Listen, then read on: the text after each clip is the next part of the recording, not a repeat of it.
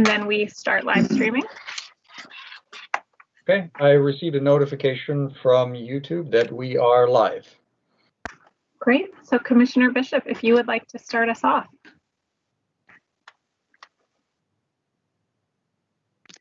I think we'll all get familiar with our mute button here on and off, but thank you so much. I really appreciate the opportunity to be here and just want to kick off this meeting of our Governor's Advisory Council on Climate Change. You have all agreed to be part of this, and we appreciate being able to bring together some of the best and most innovative thinkers here in Minnesota, and appreciate your service and dedication to this work to get us back on track and to exceed, hopefully, the goals that were set in 2007 to reduce greenhouse gas emissions. So it's a challenge in front of us. It's a great one, but we know that we've seen our public sector, our universities, our private sector, and our communities and tribal governments all very committed to this, and sometimes moving faster than state government. So we need your thinking and help to be able to get our Minnesota climate back on track to what I think is Governor Walz, I know, is with us as well, and what he'll say is, an existential threat to our way of life here in Minnesota, everything that we know. We are trying our best to work to be able to work on policies, but also work within systems and legislative demands that may not always be consistent with advancing policy quickly. And so I think what we need to do is really figure out how to remove those obstacles. As far as public policy, we've been doing a lot of effort to look at what we can do in our executive authorities within state government, but we need the help to really look at what other policies and other ideas that we can tap going forward. So with that, I just want to say thank you and welcome, and really look forward to the partnership and the work that we can all do together. I think I got notice that the governor may actually be with us already, and so I don't want to keep him waiting if he wants to join us as well. Well, thank you, Commissioner Bishop, and thank you to everyone on here. I will echo those thanks from the commissioner to each and every one of you. This is a talented group, and as you look around, I hope you see it's obvious that we were not trying to recreate an echo chamber. We were trying to make sure that the voices that can lead and the voices that can lead to operational solutions were on this call. I would also add that this is probably the busiest group of people on a Teams meeting today. So once again, your service to Minnesota is greatly appreciated. We come from energy industry, academia, labor, community activists, science, the whole spectrum. And that's what it's going to take. This issue of climate change is the issue of our generation. We can multitask. I don't think many of us anticipated working on it during a global pandemic. But whether it be that, or whether it be issues of equity that sprung up over the summer that got started on that night in May down on 38th in Chicago, but spread around the world. So this intersection of social consciousness and issues that need to be addressed, now is the time. And I can tell you from this advisory council, I hope some of you have witnessed the way our administration approaches this, whether it was a blue ribbon commission on IT that asked us to relook at how we move from legacy systems in state government. You know, it's 2020 that 2 weeks ago we put MnLARS to bed and launched MnDrive, and there wasn't a single word about it. After 36 hearings and lots of angst, we think we're moving the right direction. I think I take that same approach to education, a group of thinkers across the spectrum to close our achievement gap. We're approaching that the same way as we are on the COVID-19 fight. We have private sector nonprofits and others that are part of that fight, academia coming together, whether it be Mayo Clinic and University of Minnesota creating probably the most robust testing in the country. That's what I'm asking you to do. We don't create these to hear a list of things get filed away. We know now is the time to approach these issues, not as single project fights, not as an ideologically purist perspective, but from a what can we do that the science tells us that we are at an existential threat, but the opportunities it presents are just as great if we choose to seize the moment. And I know that those answers aren't going to come solely from inside of state government. We know that they're not going to come from one agency of state government. I asked Commissioner Bishop, or whether it be Commissioner Stroman or others, the way that COVID has given us an advantage is to drop the silos, work across agencies, making solutions and outcomes being the guiding principle of what we do, not just the ideology. So I would hope that each and every one of you believe that this is a group that can have an impact, generational impact on the way we approach climate change. I do feel like so many things that when the time aligns itself, you need to seize upon that. And I do think climate change is, again, not a cliche for us to say, but now is the time. If we don't deal with it now, it's only going to become more difficult. And I think so many of you on this call, this is, of course, for each and every one of you, you've moved beyond the point where this is a choice between economic vitality and good stewardship of the planet, and realize that intersection. But I would also be naive if I didn't understand in today's world, everything is so politically charged, this being one of those issues chief amongst them. And there is a tendency to try and find the black and white issue, you're in one camp or the other, or to find the overly simplistic solution to really complex issues. We don't have that luxury because there isn't a super simplistic solution to this. It's going to have to be across the economy and across government. And we're going to have to recognize we may wish that the political angst and the political division would calm down, but wishing for something does not make it so. Working to find solutions to bring people in is the only way we can do that. So as the commissioner said, we tried, and so many of you were partners in this, to put our 100% emissions numbers and reduction of emissions into reality. You, as the commissioner said, many of you are way ahead of state government and where this was at, but we didn't get anywhere. We didn't get it done. But I don't think that means that that was an exercise in futility, because it's only become greater in that momentum to get there. As you know, the Clean Cars legislation generated a fair amount of, I would say, a lot of mailers and a lot of political activity was around that. But the fact of the matter is, whether you're GM or Ford, you're moving no matter what we do. And you're moving down the direction of renewables because simply the market is there and it's where things are headed. We need to make sure the state of Minnesota is aligning our policies to give us the best opportunity to not only make a contribution in the reduction of transportation emissions, but being part of the economy that is springing from that and giving us the opportunity. So I'm going to step back, and what I find to work best with this is leave it to the thinkers who are here. Let these organically, and you'll have some guidance of where you're trying to move.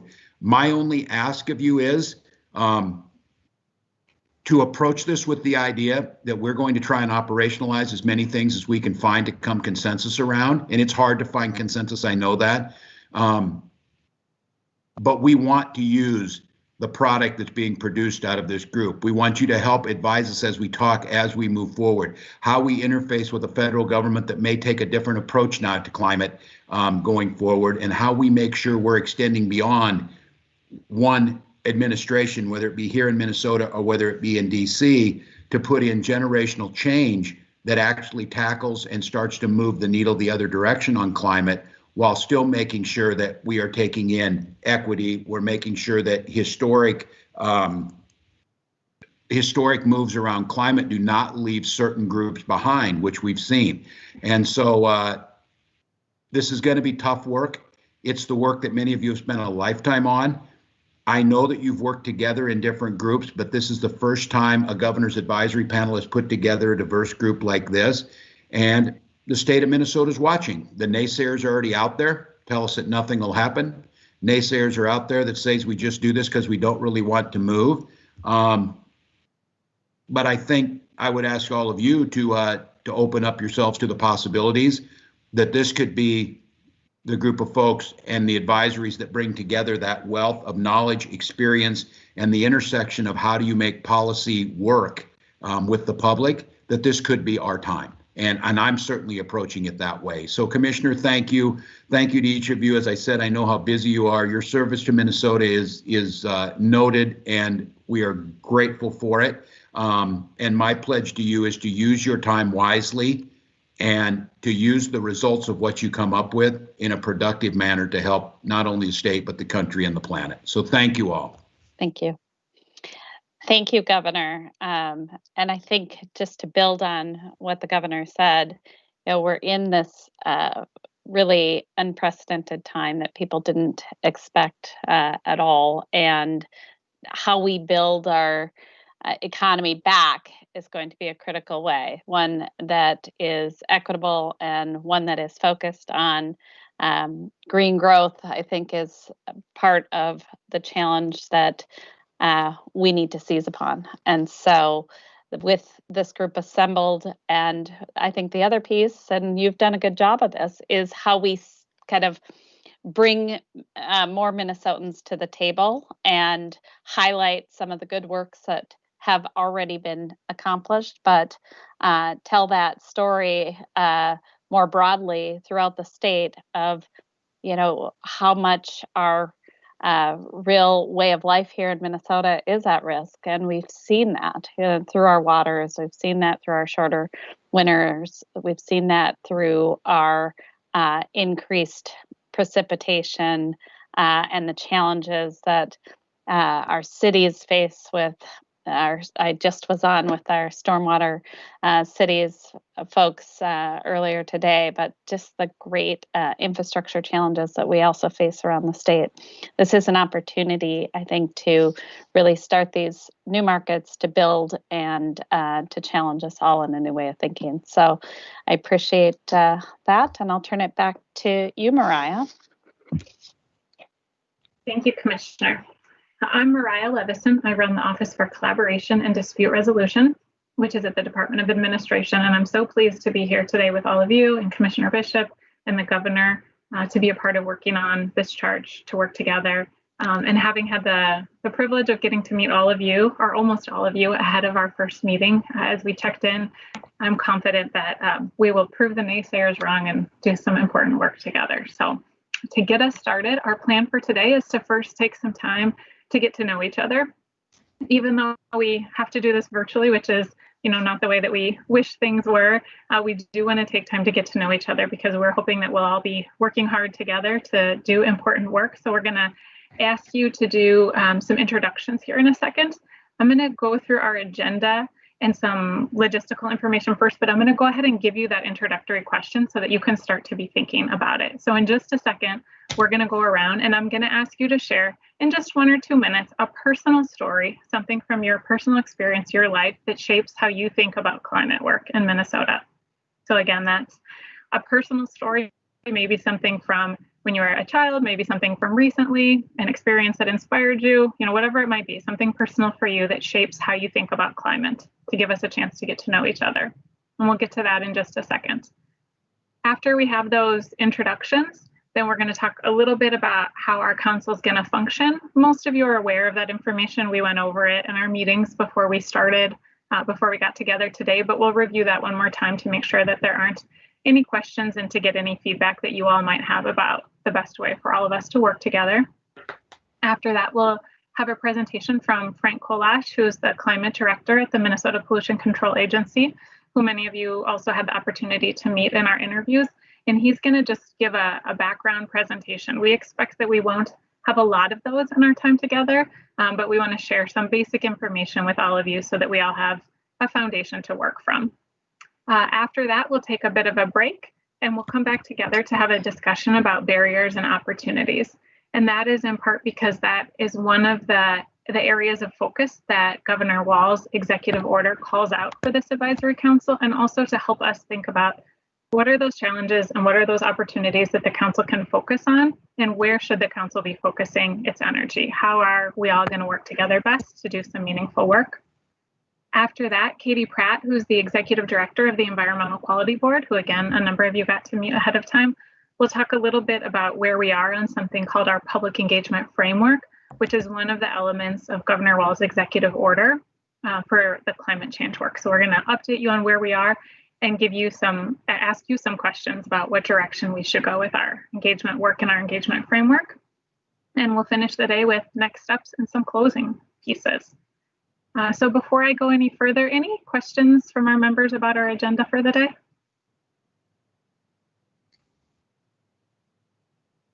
All right, just a couple quick Teams virtual platform reminders. So some of you may spend a lot more time than you wish on this platform, but some of you might not. So just in case, if you look at the top right corner of your screen, there's a couple of icons that should be helpful to you.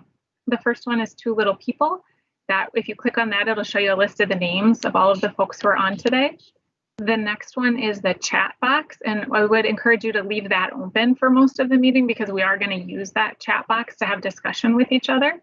That chat box, as well as our meeting, are both being recorded and live streamed so that folks can access this meeting now or later, and that includes the chat.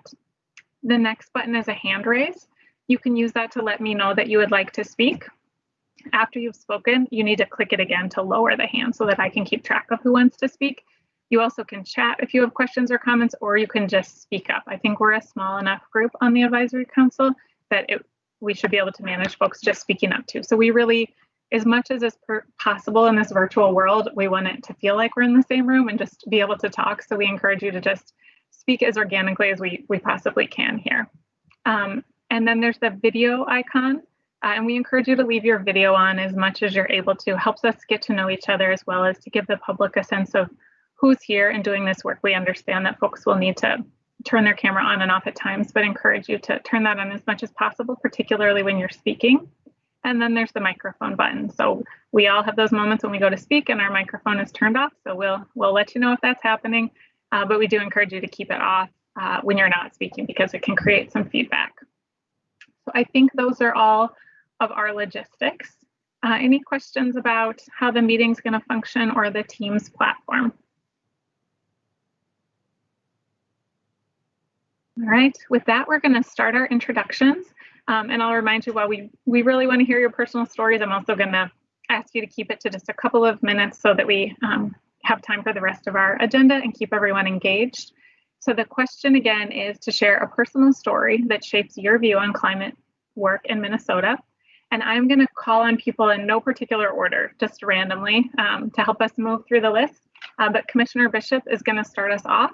If I call on you and you're not ready and you're still thinking, feel free to let me know that you want to pass and we'll circle back around to you. But Commissioner Bishop, could you get us started? Sure, I'm happy to get it started. I'm getting some feedback here, Mariah. Maybe you need to go there. That's better. So just for everybody, you also have all of the climate subcabinet members on this call, as well as the governor's advisory council. So the subcabinet has 15 members and has been meeting really since the first month the administration was in place, but wasn't formalized until the executive order got put in place, and has been meeting right away since 2019. So you've got all of us as well that will be contributing to this, to these introductions. So I'm Laura Bishop, and the Commissioner of the Minnesota Pollution Control Agency. For my climate story, really for me, I'm a Minnesota kid. I grew up in Minnetonka, so definitely enjoyed summers on the water and winters on the water. We have had a family lake cabin in Aiken, Minnesota, and my dad's a teacher, retired teacher, and so my uncle and my father took us up to the cabin a lot of the summer, but also a lot of the winter in Aiken. And what I saw, and and my climate story really is, I think, one of so many Minnesotans is seeing our winters get shorter and shorter, the cross-country skiing or the snowmobiling or the ice going out earlier and our ice fishing being impacted. In addition to the quality, our lake is now on the impaired waters list. This was a small lot that my parents bought for $750 and built a little cabin on, and the quality of lake was clear to the bottom. And certainly now the water is significantly impacted and so much warmer all by the end of the summer that it's really hardly swimmable. So I think for me, it's really seeing that up close and personal changes that we've seen here in Minnesota, and what I grew up to really love and what I want to have my kids continue to experience and love about Minnesota, which are those cold winters and nice summers and cool evenings and beautiful waters that are significantly at risk now. Thank you, Commissioner. One more logistical reminder before I call on folks, or just a thing I forgot to cover. In the top right where you see those three dots, if you click on those, and you'll see large gallery view. If you click on that, you can see a lot more of your fellow council members. It enables you to see more faces. So for those of you who'd like to just see more of the folks who are on and who you're speaking to, you can do that. But let's see, could we start with Ann Mulholland? Hi, everybody. Ann Mulholland. My day job is with the Nature Conservancy in Minnesota, North and South Dakota. Thrilled to be here. I don't have any big story other than we are, like Laura, a very typical Minnesota family enjoying the outdoors, wild ricing family, and are really hopeful to keep our waters clean. My passion is figuring out how nature can play a huge role in tackling climate change and mitigating climate change. I think it's the most important infrastructure we have in Minnesota and on our globe is the infrastructure of our natural environment, and I'm passionate about protecting it. Thank you. Next we have Alexandra Kloss. Hi everyone, I'm Alex Klass. I'm a law professor at the University of Minnesota, and I teach energy law and public lands and natural resources law and some other courses, and had a career in private practice before that.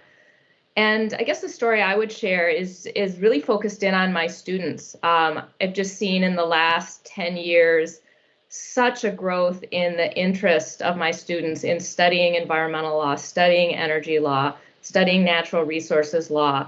They're very passionate about advocacy and climate change, and just give me a huge amount of inspiration to really focus on those issues in my own scholarly work, in my teaching, in terms of supporting them. And that's been just really an important aspect of my work in my life that's focused on climate over the last 10 years.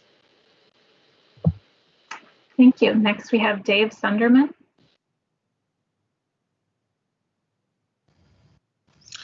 Hi, yeah, I'm Dave Sunderman. I'm the CEO of Benco Electric Cooperative, and we're in southern Minnesota. I'm out of Mankato. Very much enjoy the environment, living in Minnesota, that type of thing. I think the key is always all the environmental things that we can possibly do to make this a better place to live. And then also on the utility side, it's getting the proper balance. I think, there's trying to figure out how we can move the needle, but do it in a proper way and to have good balance in our system to accomplish our goals. Thanks. Thank you. Khalif Bashir.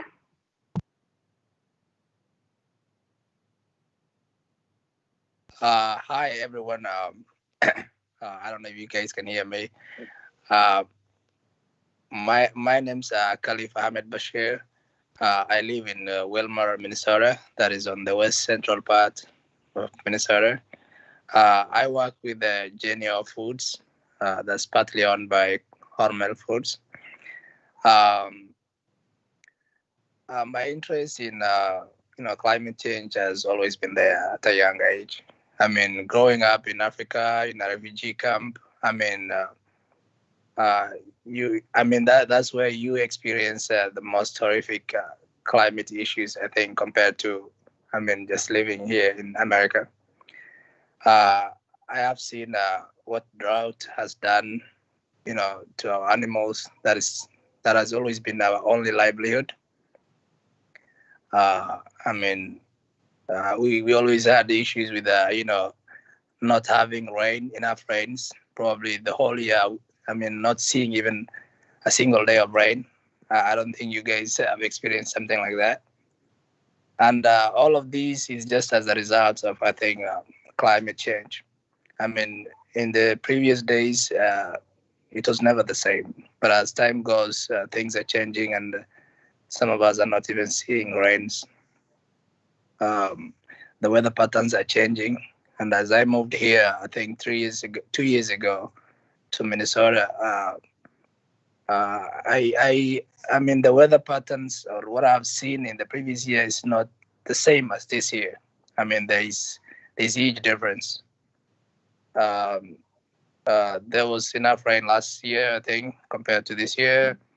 When you talk to people, they'll tell you different stories. Probably, the weather patterns keep on changing, and all these is just a result of what is happening around us. And what we contributed, what was contributed, by ourselves and the machines we operate. So thank you, and I would love to learn from everyone here on what we can do for Minnesota. Thank you. Next, we have Hilda Martinez Salgado. Hi, my name is Hilda Martinez. I'm a climate consultant. I've been working on environmental issues for more than 20 years, and the last 13 in climate policy on mitigation and adaptation. I have to say that I've been living here only for 3 years, so I haven't experienced those cold winters that Ms. Bishop was mentioning. But for me, the ones I live here, they've been cold. But I have noticed, and I also have read, that they are not the same like 20 or 15 years ago. So the climate is changing. So for me, although I haven't lived that in Minnesota, that part, I've lived in other countries before moving here, and I have seen the devastation in biodiversity, in air quality, in pollution. So that's what makes me work on climate. So I hope my knowledge and my experience could be useful for the council. Thank you. Thank you. Next, we have Chris Clark. Thank you, Mariah. Well, it's great to be here. I think for my personal story, I'll share that I like getting outdoors and enjoy being on the trails, exercising in Minnesota and just enjoying the beauty. Was out this morning for a walk and saw a red fox in the neighborhood, so that woke me up even without all the caffeine. And I think the journey I've had is really learning from others in the business community in Minnesota about the great spirit of innovation. And that really gives me the confidence that we can meet the challenge that the governor has asked us to help with. And I think I've also learned tremendously from engaging with the host communities around our plants. I work at Xcel Energy, and so we're actually in the process of closing all of our coal plants, and that requires engagement with both our employees, labor, and our host communities. And that's actually been a very positive experience. It's one that requires a lot of work, and it actually requires understanding some challenging history, like we have with the Prairie Island Indian community, for instance. But it's given me a great opportunity to learn and really gives me the sense of accomplishment that we can achieve here. So I look forward to the work with all of you. Thank you. Thank you. Next, Anne, I think I'm going to butcher your last name, so maybe you could share it with us. how did I know it was me, this Ann? My name is Ann Schwagel. I'm a farmer in western Minnesota along the border with South Dakota. And so I end up living climate change every day that I go to work, which is pretty much every day. I experienced the whiplash of seasons between 2019's growing season and 2020, where we went from a historically rainy season that wiped out a good chunk of our crop to a very dry season for us. So, you know, climate change isn't just one story for me. It's my reality every day, and it's how I try and make a living. So, you know, I've always been, since we started farming 9 years ago, we have always been interested in kind of how can we do our best to be our best stewards of the land, and we're always evolving. And this year we started planting some more perennial crops as a result to try and tackle some water quality issues. We live here at the headwaters of both the Minnesota River and the Red River of the North.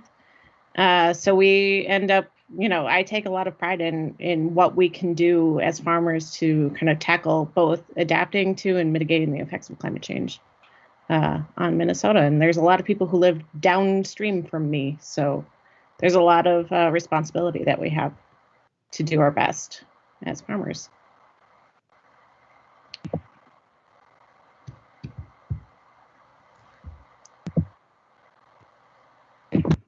Oh, thank you, Ann. Micah Neerman.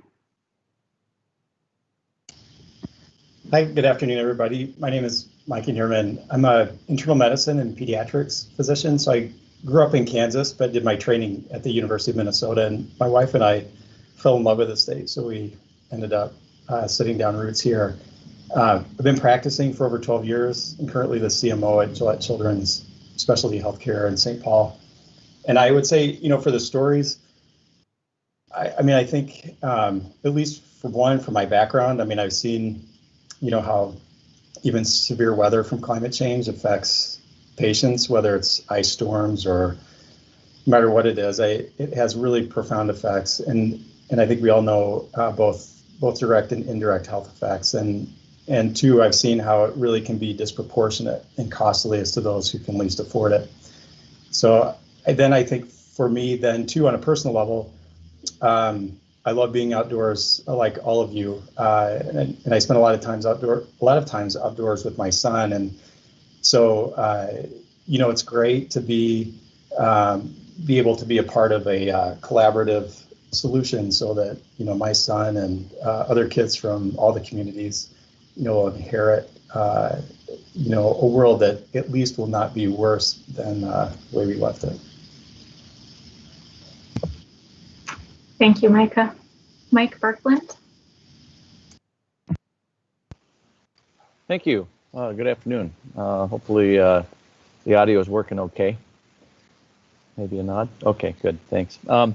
I just joined Minnesota Forest Industries and Minnesota Timber Producers here in the last year, and have kind of gone back to my roots from an industry perspective. Worked in the forest products industry a number of years ago, and I grew up in the small town of Baudette. So you know, just on the American side of the border, and you know, I guess the stories of my youth are really what kind of still drive me and drive my passions yet today. I was fortunate enough to grow up, you know, 5 miles from my grandparents' farm, and my grandfather not only farmed in the summer, but he cut wood and hauled timber in the winter, and so grew up very, and obviously the outdoors is a big part of that.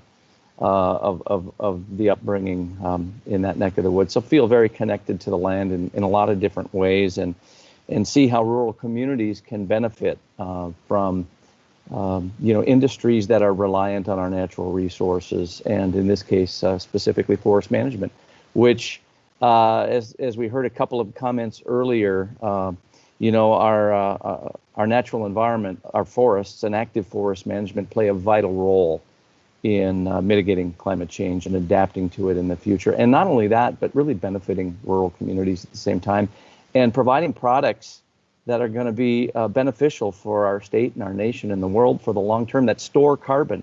So it's not just the advantage of growing trees and timber and and that part of the equation in the carbon cycle about breathing in carbon, but also storing that carbon for the long term in the products that can be produced, and so many communities and families that can benefit from it. So, I guess that's where my roots are, and that's where my passions remain. And rural communities are a big part of that, and I know Dave Sunderman from that environment as well. So, thanks for the opportunity. Look forward to serving with you all. Thank you, Mike. Next, we have Eric Dayton. Hi, thank you. So I'm the CEO of Asco Finlayson, which is a climate positive winter outerwear company based in Minneapolis, Minnesota. The way we describe our mission is to keep the North cold. And growing up in Minnesota, winter for me was always hockey season, so something I always looked forward to and enjoyed.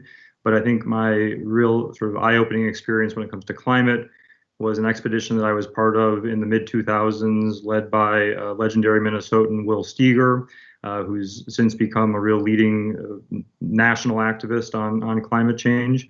And through that expedition, we had the chance to travel through Nunavut, northeastern Canada, and remote Inuit villages.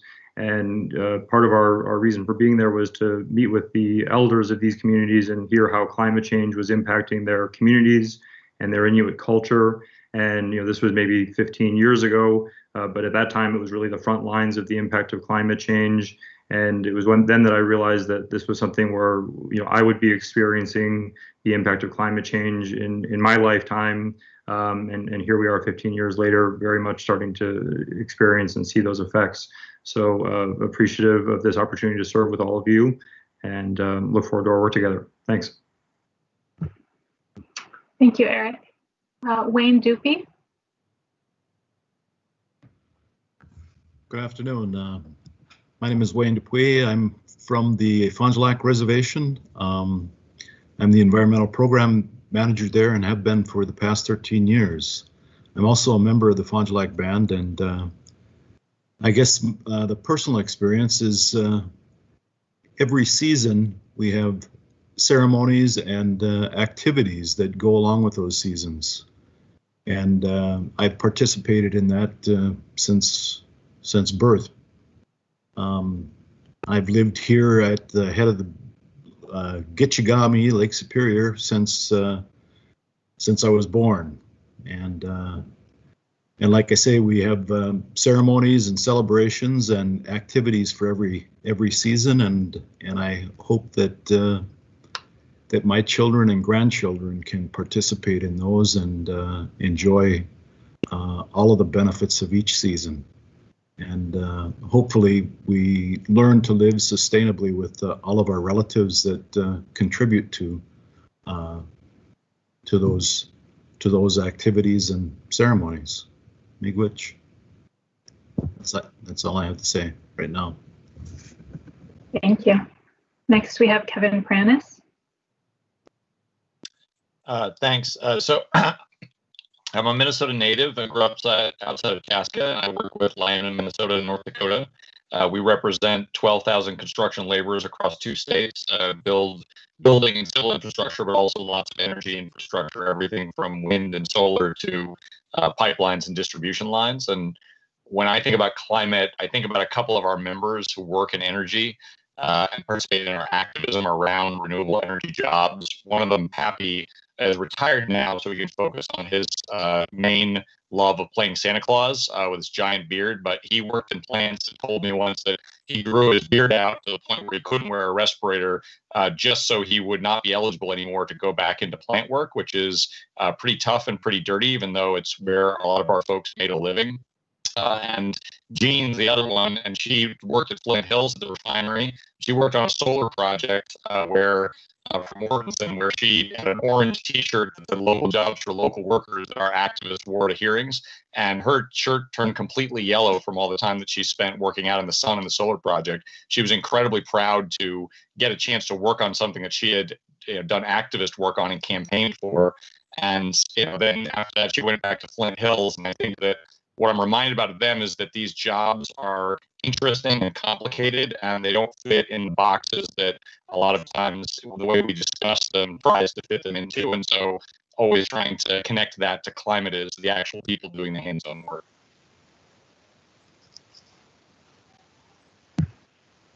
Thank you, Kevin. Next, we have Marco Hernandez.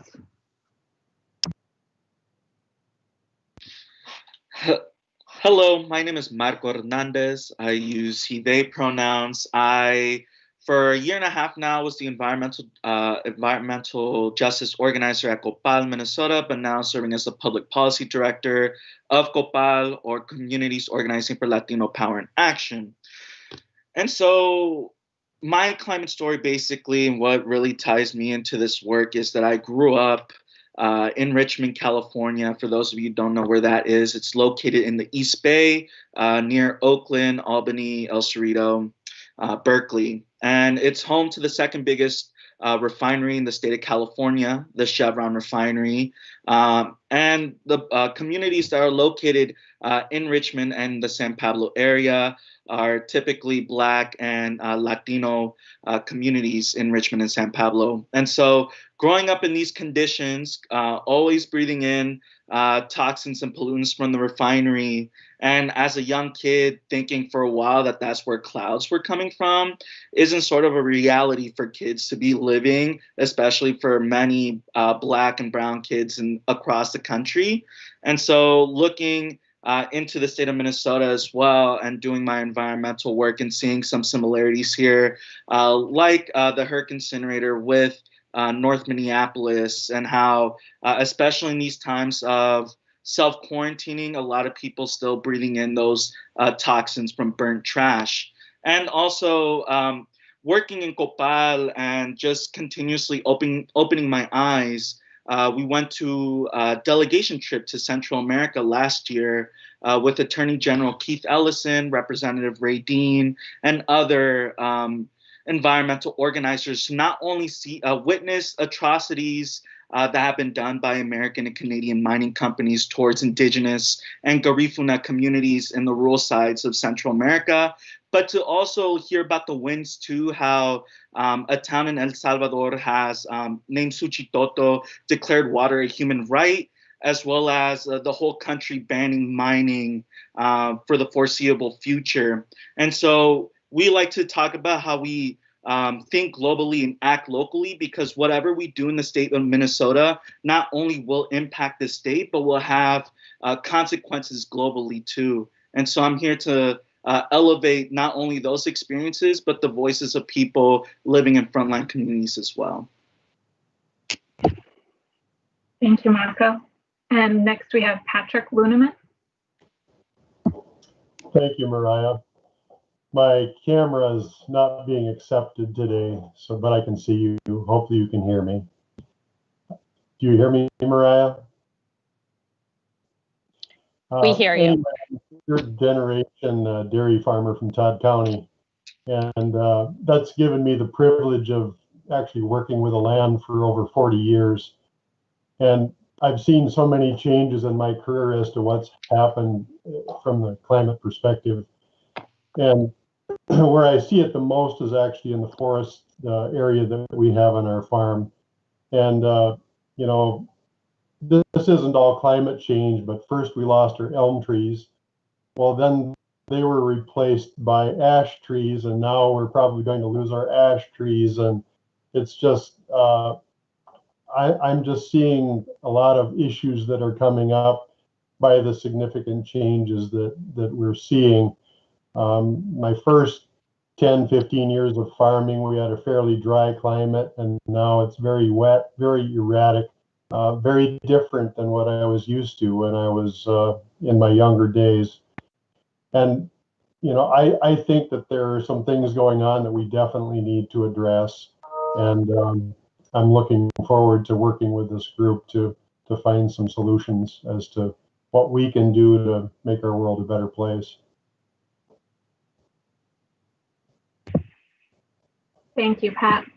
And last but certainly not least, we have Lucinda Johnson.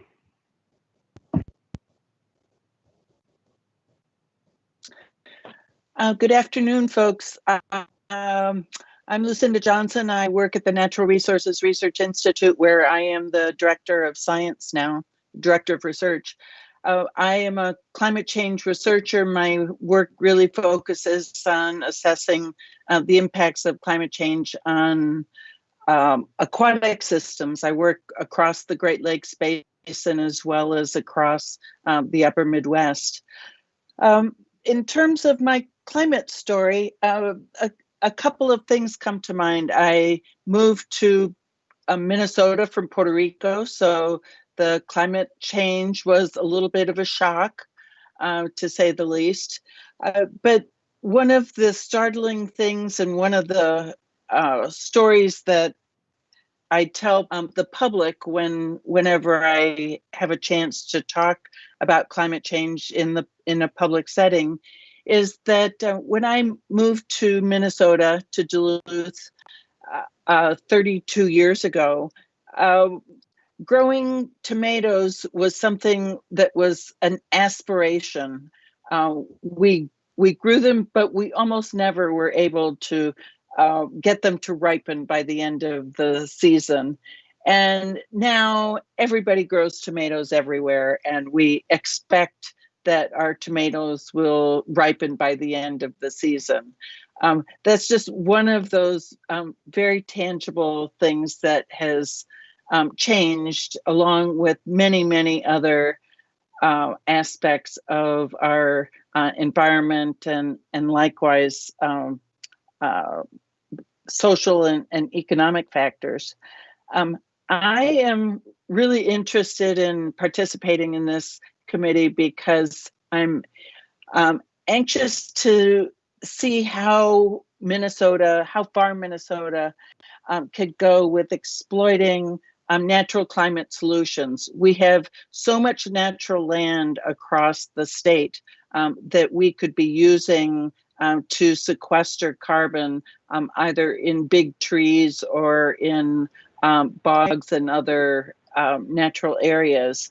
I think that Minnesota is uniquely positioned to take advantage of that.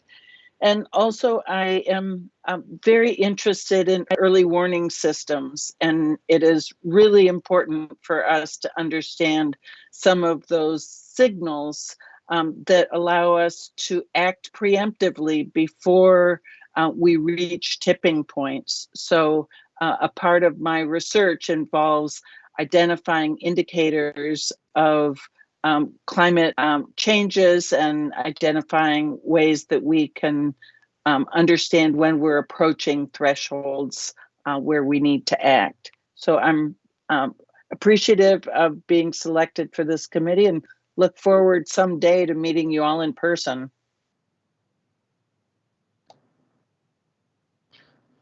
And this is Frank Kolash. I'm just going to jump in here and thank you all for those great stories and your commitment to climate change, your commitment to Minnesota, and really your stepping up to serve and help us address, as you heard, the existential crisis that is climate change. We're really excited to have you all on board and working with us to address the barriers and the challenges and the opportunities, but really looking for the opportunities that Minnesota has uniquely placed in the Midwest here to really reduce emissions and then build that adaptation and resiliency in our communities. So thank you all very much for your time, your commitment, and your patience in the process. It's great to see many of you again that I was able to meet with some of the interviews. And for those I wasn't able to participate in the interviews, it's very nice to meet you and see your faces, hear your voices. And I know I can speak on behalf of the entirety of the team working on the climate change executive order within the administration. We're welcome, and we're very excited to have you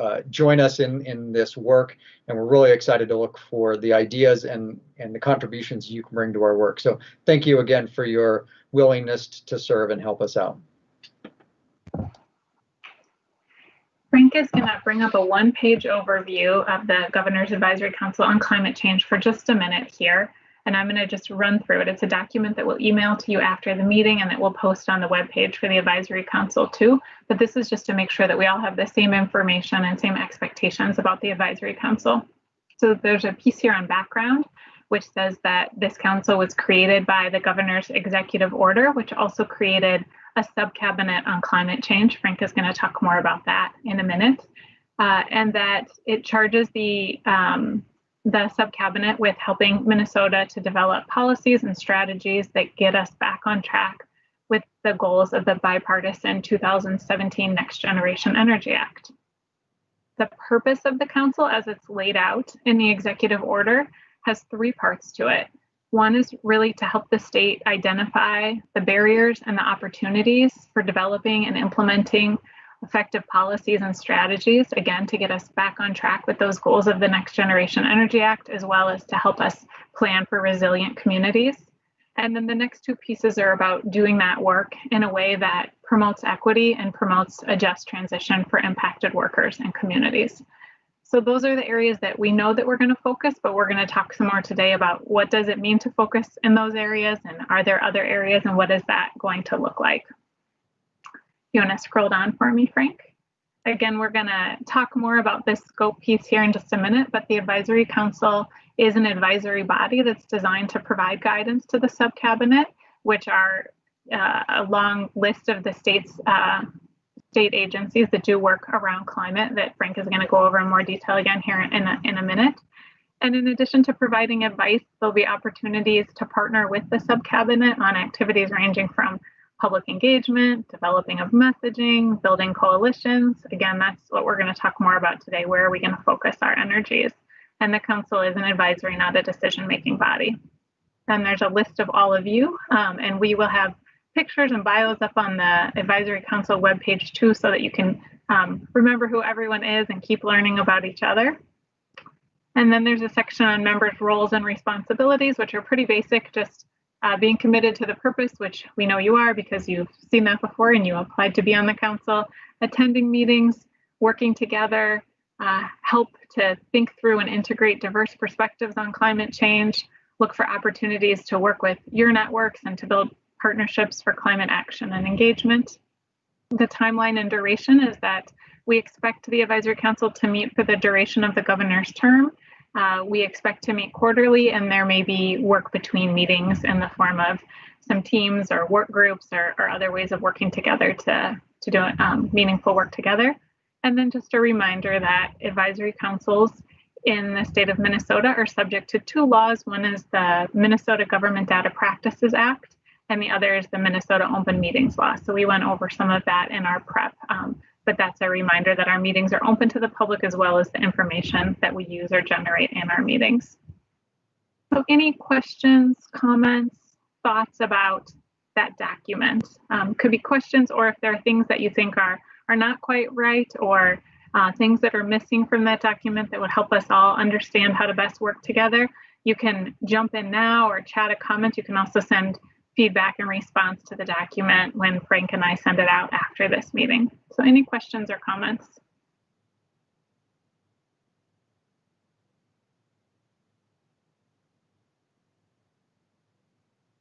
All right, seeing none, I will encourage you again. I think, as Lucinda was saying, we hope maybe before this council ends, we'll be able to have some meetings in person and get to know each other. But this is really your council, and we hope that in the best way that we can in this virtual setting, we can get to know each other and have open conversations and dialogue. So even though we're on this Teams platform, I really encourage you to jump in, make this your own, share things, give us feedback, give us ideas. You can open the chat and be using that during this meeting. You're welcome to chat to each other, just hellos, or I liked your story, or follow-up things, just to try to help us have a sense of dialogue here. And if you have additional thoughts about that overview, please do send those to Frank and Katie and I, who are helping to staff the Advisory Council. On that note, Frank is going to give his background presentation. And again, we are more than aware of what it feels like to sit for 3 hours in one of these meetings. So we, again, encourage you to chat, ask questions, speak up, raise your hand. And for the most part, most of our time will be spent in dialogue, not in presentations, but we did want to just make sure that everyone has a foundation of some basic information. So I'm going to turn it over to you, Frank. Great. Thank you, Mariah. And I have been given the excellent opportunity to be complete, concise about climate change throughout the world. So I'll do my best, but there's a number of topics that I'll go through and hopefully be able to spark some questions and spark some discussion with you. And to introduce myself, I'm Frank Kolash. I'm the climate director for the Minnesota Pollution Control Agency, and one of my primary duties at the Pollution Control Agency is to help Commissioner Bishop with the implementation of the Climate Change Executive Order 1937, which includes the subcabinet and this advisory council. My quick background story is I grew up in Kansas, so I must know Micah, because the myth is that everyone who's lived in or ever been in Kansas knows everyone else there. But my interest in climate change really came back when I was in college and studying out in Western Kansas, where we were really looking at water shortages and the future of water. The access really only being in an aquifer that was quickly losing its water sources and going through droughts throughout multiple states, and many states needing to use that water, and just being interested in how those impacts were related to not just the regional and the local use of water, but the global changes that we were seeing with precipitation and other global climate change issues. So as you heard from Governor Walz, climate change is an existential threat, and it impacts all Minnesotans. And in order to address this in an adequate and appropriate measure, the governor did sign the Executive Order 1937 on climate changes, and it really establishes the need to accelerate policies that put us back on track to meet or exceed the 2007 Next Generation Energy Act greenhouse gas emission reduction goals, and also achieve and build resiliency and adaptation in our communities to face climate change. There are three main parts of the executive order. One is that it establishes the Climate Change Subcabinet, which is chaired by Commissioner Bishop of the Pollution Control Agency and made up of the leaders of 15 agencies, departments, boards, and councils in the state administration.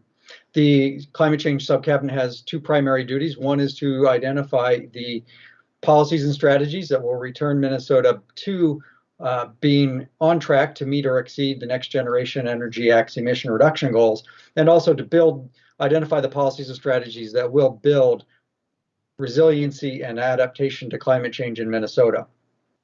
The executive order also establishes this Climate Change Advisory Council that you have signed up for and been appointed to. And as Mariah pointed out, there are three primary duties, those being helping us identify the opportunities and barriers to implementing these types of policies and strategies, ensuring that we are considering equity as we look at all of these policies and strategies, particularly those who have been disproportionately impacted by past environmental stressors, but also those impacted by systemic racism and other socioeconomic challenges. And then the final part of the executive order really establishes enhanced public engagement process for the Climate Change Subcabinet and the state administration. And you'll see that in the structure that we built, we're really trying to focus on that. And that's another area that we're really looking forward to having your input on how we build out and ensure we meet public engagement purposes. So the structure built underneath the Climate Change Subcabinet includes a senior leaders coordinating team, which is made up of deputy commissioners and assistant commissioners and senior leaders from all of the members of the Climate Change Subcabinet named in the executive order. Then we have a number of teams that are focused on specific areas. We have a legislative coordination team, a tribal coordination team, the climate engagement team, a climate communications team, and then we have what we call action teams, which are more focused on either emission sectors within the emissions inventory where greenhouse gas emissions are happening, and also within the resiliency and adaptation to make sure we're focused on the opportunities to build resiliency and adaptation in Minnesota.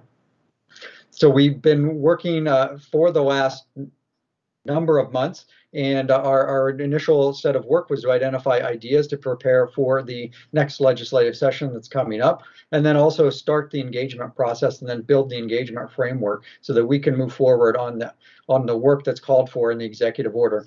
And with the tribal coordination team, we're meeting with tribal governments and tribal nations, and we did have a government-to-government climate forum in September with the elected leaders of tribal nations, and then we will have another meeting with them on a quarterly basis coming up here in January. So why do we need to focus on climate change? What's the existential threat? And this is coming from the most latest IPCC International Panel on Climate Change, Climate Update in 2018. They issued some revised notations and findings, and finding within the scientific community that the words of high confidence among many items regarding climate change. So that high confidence that we've warmed the planet by 1 degree, high confidence that the current rate we're going to reach a 1.5 degrees Celsius warming by 2030, 2050. So now we're looking at our lifetime and children's lifetime. People that are living today are going to see these impacts. And that if we can minimize the emissions for to a 1.5 degree Celsius warming, that it creates significant benefits to our oceans, our lands, our humans, compared to a 2 degree Celsius warming. That if we want to achieve 1.5 degrees Celsius warming, we need to start achieving and looking for net zero emissions by 2050. And if we're not able to meet that, then we're starting to look at the track for a 2 degree Celsius increase, where we would need to seek net zero emissions by 2070. And the important part of this is that we're going to need the rapid and far-reaching transitions in all sectors, all emission sectors, and also be able to identify places where we can store carbon and sequester carbon in our landscape, and then also build that adaptation and resiliency to protect our ecosystems, our societies, and our people. And one graphic trend of what we're seeing is when we look at the Arctic sea ice extent over the last 1,500 years, and you can see the total drop off here, but just going out to the year 2000 and slightly beyond, but that we are significantly changing the climate of our planet. We're seeing that with many signals throughout the world. Now, looking at a more close representation, the U.S. government, the federal government, in 2018 also issued the National Climate Assessment and included Midwest climate impacts. And I'll go through these relatively quickly, but just to point out that they identified that climate change, especially if we don't mitigate the changing climate and our emissions, we're going to see reduced Midwest agricultural productivity, perhaps back to the 1980s level unless we have technological innovations that fix that. We're going to see increased tree mortality and the impacts on forests. We're going to lose economically and culturally important tree species. And we're going to have some of our forests converted to different kinds of forests, or especially in the case of some of the boreal forests in Minnesota, we may lose those forests in Minnesota completely and turn those into prairies, which will have a significant impact on what we expect and what we experience as Minnesota. That the Great Lakes and freshwater resources are most at risk, especially in combination with other stressors on these resources, like non-native species and precipitation changes and pollution and land use changes that are happening. We're also expecting to see significant human health and preventable human health impacts and economic impacts on the human health, preventable deaths from climate change, that if we mitigate and can reduce our emissions, we can prevent much of the suffering for humans. And some of the impacts that we would see on humans are poor air quality days, extreme high temperatures, the heavy rainfalls, the droughts, extended pollen seasons, which affect people's respiratory health, and then more disease-carrying pests and insects heading up, especially into the Midwest, that we have not experienced before or for a very long time. And then starting to look at the high price tags. The cost of not acting is very high, and because we are going to be having to deal with our infrastructure, especially things like our stormwater infrastructure, looking in the billions, hundreds of billions, or tens of hundreds of billions of dollars for building out that new infrastructure to deal with more precipitation, higher rains, and the changes that we expect with the climate. And then finally, that the impacts of climate change are going to disproportionately fall on more vulnerable communities, our tribal nations, people of Black, Indigenous, and people of color, those communities, and under-resourced communities. And to highlight that this is not just a metro area, the Pollution Control Agency has developed what we call criteria for environmental justice areas of concern. And this map just shows that these are not areas that are just in Minnesota. We're seeing these, not just in the Twin Cities, but they exist throughout Minnesota. And it's important for us to focus on protecting those vulnerable communities and working forward with that. And then looking specifically at Minnesota and what the Department of Natural Resources is putting together with the data, that we've seen the 3 degree Fahrenheit increase since 1895. We've had the 10 warmest and wettest years on record since 1998, and heavy rainfalls are now more frequency intense than any time on record, and that continues to play out in the data that we collect and the DNR collects. So looking at the Next Generation Energy Act, and where are we at with reducing emissions so that we can try to reduce and minimize and avoid some of those worst impacts that are predicted for the climate. This is the latest report that we issued in early 2019, data going through 2016. And as you can see here, we did not meet the 2015 emission reduction goal, and we're not on track actually to meet the 2025 goal. And we will be releasing a new report here within about a month or two. And what we will see within that data is emissions going up. And that's consistent with what we see from the nation for 2017 and 2018. Emissions actually are going up in many of the sectors going forward. So while this could look like it's heading in a downward trend, the more recent years are showing that we are heading upward with our emissions. Breaking it down into where are these emissions coming from, starting on the left, the transportation sector, which is the largest emission sector in Minnesota now. We've seen an 8% reduction since 2005 compared to the Next Generation Energy Act's baseline goal. 8% is in a right direction, but not nearly enough in order to meet our Next Generation Energy Act goals for that sector. And much of those reductions were seen because of actions taken at the federal level to make motor vehicles more fuel economical in their use of fuel, and also to reduce their greenhouse gas tailpipe emissions, which relate to some of the actions that Minnesota is looking to take. Where we have had excellent success is in the electric generation sector, where we have been able to reduce our emissions by 29% since 2005. And that's significantly due to our renewable energy standard and the work that the Department of Commerce and the Public Utilities Commission and our utilities in Minnesota have put forth to replace coal with wind and solar, but primarily wind in that time period. And we're seeing also less imported electricity, and imported electricity generally has more carbon attached to it than electricity that we generate in Minnesota. The next, we see agriculture, forestry, and land use. Within that, we see quite a bit of bumping around, and that's particularly due to the amount of carbon that's stored in Minnesota's forests. And then within the agriculture, we see a significant, and the largest part of this is coming from crop agriculture, especially our histosols, or our high carbon soils that we have in Minnesota. Minnesota is one of the few areas in the United States that has a lot of those soils and those impacts. But then we also have an impact from animal agriculture and the way that we address manure from the animal agriculture. Within the industrial, residential, and commercial, these are driven by, in part, the use of natural gas for space heating, and we're seeing increases in those sectors. Industrial also has some industrial process and also some solid fuel burning for those emissions, and those are all going up, and particularly challenging as we expand the use of low-cost natural gas, especially for space heating in Minnesota, which is obviously still necessary for us to heat our houses. And then we have seen a small reduction in the waste, and that's primarily coming from both waste reduction, but also making sure that we're dealing with the methane that's coming off of the landfills that we manage in Minnesota. So looking at what are we doing to address climate change in Minnesota, there's quite a bit of work going on.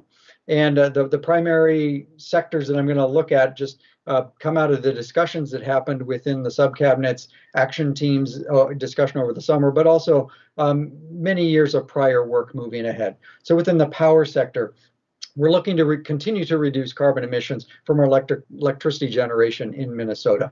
And with the 100% carbon-free goal that the governor has proposed and talked about, looking for that standard into the future where we are generating all of our electricity without emission of carbon into the atmosphere. And then we can use that clean electricity in other sectors where it's more difficult to have a specific replacement, and also where we can then rely upon and build upon the electrification from the power sector. We're also looking at ways that we can increase the thermal generation, the use of heat, and making sure that that is appropriately used, and also carbon-free as much as possible.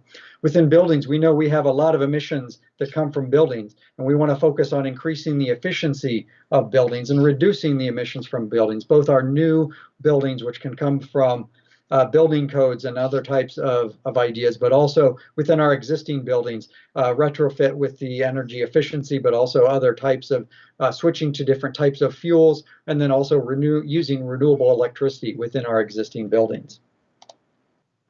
Looking at land management incentives and assistance, this has been going on for a number of years. What we were very happy to find was that work that we had been doing for protecting water quality was also benefiting soil health and also has a climate benefit. So we want to continue to do those kinds of land practices, management practices, and continue the great work that the Department of Agriculture, the Board of Water and Soil Resources, and the Pollution Control Agency and other agencies that are working in this area to continue to find those win-win-win solutions where we can store carbon, reduce emissions, protect water quality, build soil health.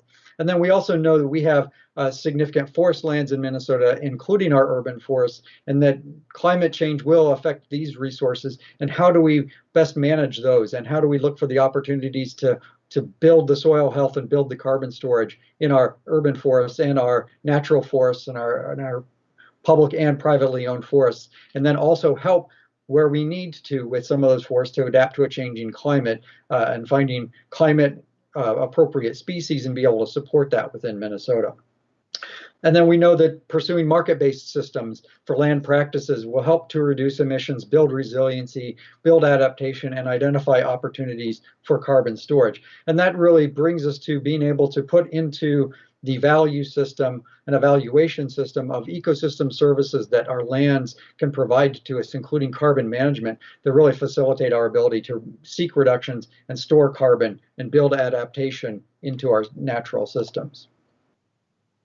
For an adaptation and a resiliency side, we want to assist tribal nations and local governments and state government with adapting to the changing climate and building resiliency in our communities. There's so much work that it needs to be done regarding our infrastructure and the services that all of these various governments provide to citizens that they expect, and ensuring that we can continue to provide those services into the future, whether that's drinking water, wastewater treatment, the roads, or cooling or heating areas for our communities to make sure that they are well taken care of and are able to thrive in a changing climate. So we're looking for ways that we can assess with the assessment, the planning, the designing, and the construction of resilient and green infrastructure and critical facilities in Minnesota. And then while we do this, we really want to make sure we're prioritizing the needs of the vulnerable populations in Minnesota, those most vulnerable to a changing climate, those least able to adapt to the changing climate, and making sure that we set up systems that hear their voice and also provide the protections to them. We also know that climate is a data-rich area, and we want to expand our ability to have good climate data and information that is accessible to Minnesotans that they can use to help justify and identify their decisions. So we want to increase the accessibility of that information, expand the amount of information, particularly looking at future impacts and how do we understand future emissions. How do we identify the adaptation opportunities? And where can we identify climate risks and climate vulnerabilities for our communities, for our cities, our tribal nations, and our citizens going forward? And then we also want to make sure that we're developing these tools that help vulnerable populations participate in our climate discussion and prepare for the changing climate. We also need to look at reducing emissions from our transportation sector. And this includes across the entirety of the transportation system. So we're looking at how do we advance the electrification of vehicles in Minnesota. And that includes the work that we're doing with Clean Cars Minnesota. How do we expand the electric charging infrastructure in Minnesota? And that includes the kind of work that we are doing under the Volkswagen settlement and spending the maximum amount allowable under that settlement in order to build out electric charging infrastructure in Minnesota. Also seeking bonding funds through the legislature so that we can build out our electric charging infrastructure. How do we use biofuels to reduce our carbon emissions from our liquid fuels that we know are going to be needed going forward? And how do we make sure that those biofuels are also building soil health and protecting water quality and building carbon sequestration in them as we go forward, and also providing excellent rural economic development opportunities for Minnesota, for a homegrown fuel for Minnesotans to use as we move forward. And that includes work on the Governor's Council on Biofuels and other groups that we have worked with. And then we also know that we need to expand mass transit and provide other ways for people to move around and be able to get to where they need to go without having to own a private vehicle and going with the way that we've always done it. So those are the items within the transportation system that we're looking for. And then we know that within the waste system, we need to reduce the generation of waste in Minnesota. We need to change the way that we handle much of the waste that we have in Minnesota, because that just creates a waste stream and eventually leads to an emission source that has to be managed. So we're looking to reduce food waste and direct food to beneficial uses before it is disposed of. We want to reduce the amount of the generation of solid waste in the first place. And then once we are managing it long-term for solid waste, we want to look at making sure that we minimize the methane emissions coming from landfills. We don't have to do this alone. We are in a number of regional partnerships that we are learning from other states as they go forward. Minnesota is part of the U.S. Climate Alliance, where we can partner with a number of other states who are also taking this path along with Minnesota to identify efforts to improve our data, improve the accessibility of the data, identify emission reduction targets and emission reduction opportunities, and identify those adaptation and resilience opportunities, not just in Minnesota, but across these 25 states. We're also in a group called the Under 2 Coalition, which includes subnational governments from across the world, again, looking at these opportunities to reduce emissions, build the adaptation and resiliency in our communities to prepare for the changing climate that we all know is going to happen. And then we are also part of some upper Midwest and Midwest mid-continent types of groups that are looking at how our power sector needs to move, how our transportation needs to be electrification, and then also looking at the clean fuels, the biofuels in the Midwest. How can we work together, both government and industry and nonprofit groups across multiple states, to identify the opportunities to build out and achieve emission reductions and adaptation in these sectors. And then finally, with the results of the election at the federal level, we are going to be seeing a change at the federal level and the change of the focus. So what we understand from the Biden-Harris plan during what they put out during the campaign and what they put out since is that they're going to seek carbon neutrality for the United States by 2050. They're going to set a target for carbon-free electricity by 2035. They want to invest $1.7 to $2 trillion over 10 years into climate change programs, focusing on emission reductions in the electric generation sector, efficient buildings, the transportation sector. And they want to use that money to stimulate and create 10 million green jobs within the United States. And then also, and most importantly, work in partnership to eliminate the environmental injustices of the past, both from environmental exposures and from systemic racism and other socioeconomic stressors that have been placed upon some parts of our community. And then we've seen what some day one actions or very early actions are, and I won't go through all of these right now, but we understand that some of these are going to be rolling back some actions that happened in the past administration with some rulemakings that the Environmental Protection Agency has undertaken, changing some approaches to motor vehicle standards and fuel economy standards at the federal level, rejoining the Paris Climate Agreement to put us back on track and give us a seat with other countries who are seeking emission reductions to try to mitigate and minimize the impact of climate change throughout the world, but particularly in Minnesota. And then focusing on some of the public disclosures and the biodiversity and how do we look to our land and our landscape as an opportunity to reduce emissions, store carbon, and move forward with a positive climate. And then my final slide here is just a reminder of why are we doing this? And that is to looking for the future generations, that they have a Minnesota that they can relate to, that they can have the stories about and their experiences that they've heard about, that we've all shared about being in Minnesota. And then also making sure that the species that we find iconic to Minnesota. Our red pine is the state tree, the boreal forests in the northern part of the state, the common loon, our state bird, still find refuge and range in Minnesota, so we can enjoy what they give to us as part of Minnesota and what we all experience as Minnesotans, and why we find the energy and the commitment to work on climate change for Minnesota. So thank you for your time, and that is my presentation. We will now open up the microphone to questions and comments. We're just going to open it up. We have about 10 minutes for some discussion, so we can start anywhere you want with questions, comments, and feel free to just jump in.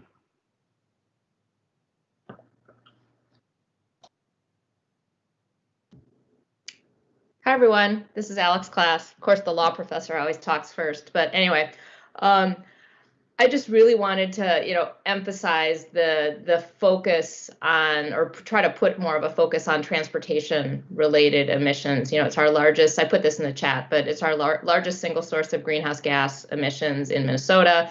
That's true nationwide, and it's not decreasing. The electricity sector, as a result of regulations and now market forces with cheap wind and solar, it's in everyone's business interests to shift from coal to wind and solar and renewable energy because it makes financial sense. And there's also just less players. There's less power plant owners than there are people who drive cars and trucks. And so I just think at least my big interest here is really focusing in on transportation emissions and how we can develop policies, whether it's around electric vehicles and charging infrastructure, and also, enlisting the electricity sector to really electrify transportation. It's got to be just a huge emphasis, I think, of our work.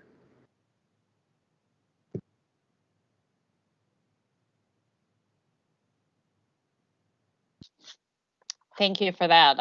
I will say that we agree on that, and the clean cars piece, really rulemaking that Governor Walz talked about is something that we've been working on, and it doesn't go far enough even. So, but has already been kind of met with concern from some in the state, especially our auto dealers and some legislators for tackling the rulemaking, but it is something we're still going ahead with before the end of the year. So on advancing a rulemaking, but certainly doing more in that space is something we intend, whether it's investments that have already been done in infrastructure or looking at various different consumer incentives. But we agree from that passenger vehicle standpoint is a really important piece and what we see as kind of an angle to tackle more readily. Ilda? Hi.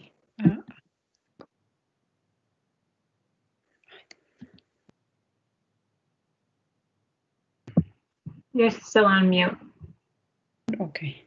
There you go. Now we can hear you. Okay. I just want to build up on a little bit on transportation.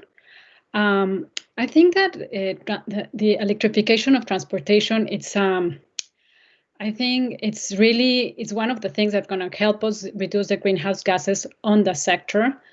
But I think we also need to focus on the vehicle miles travel, because if we don't reduce that, there's going to be a point that electrification is not going to do the work. So I think it has to go hand in hand. It's not like, you cannot always see the technological part. You also have to see the way we move. And I think for that, I guess you need to work closely with, cities or counties to try to see transport demand management policies that will help you in that regard, because I think you need to do both things together. Because although I agree with that the price of carbon is needed, that it's going to take time to be like set. because it's a very controversial issue. So I think we need to think in other policies that eventually can help us reduce the emissions from transportation.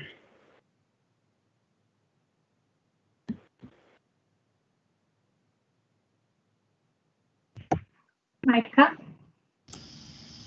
Yeah, I would agree, Hilda. Just to build off on that, I mean, I think to maybe if you could explain a little bit more, we're talking about the transportation efforts. Really, would the focus be on making sure would the primary focus be expanding mass transportation? Just, making that more readily accessible and easier to use than jumping in your car, especially when gas is so cheap, and just trying to modify behaviors that way. And then I guess the second question that I had on top of that was, is there a prioritization of all of these efforts? I mean, there's only so much political resources and capital. Are we all in on all of these efforts, or are there some that are far more important to really tackle and delve into than others?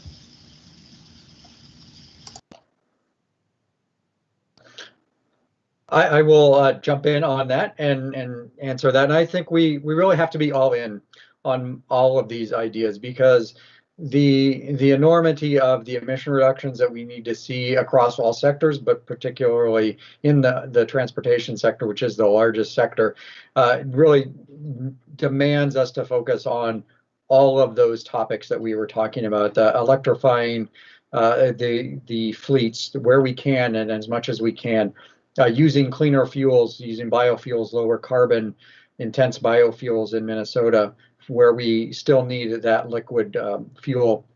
If the technology leads to its way, the hydrogen, but that's far off on the front line or out into the future. But in particular, looking especially at better access to mass transit and better access to different ways to get around. That I think you hit on, that we have a system, and we just have our past of, we jump in a car, we own individual cars, and we fuel them whichever way is the cheapest, and that we don't consider the past impacts from that, or the impacts that are going to come from the emissions. So focusing on mass transit and different ways of getting around, different ways of understanding of how to get around, and leveraging technology, and then leveraging the emission reductions that we can see with our electric generation sector and our land practices sector, and making clean biofuels will be necessary. And that's the modeling that we've seen, is that we can't focus on one individual area. It has to be all of those working in concert to achieve the significant amount of reductions that we're going to need. Kevin?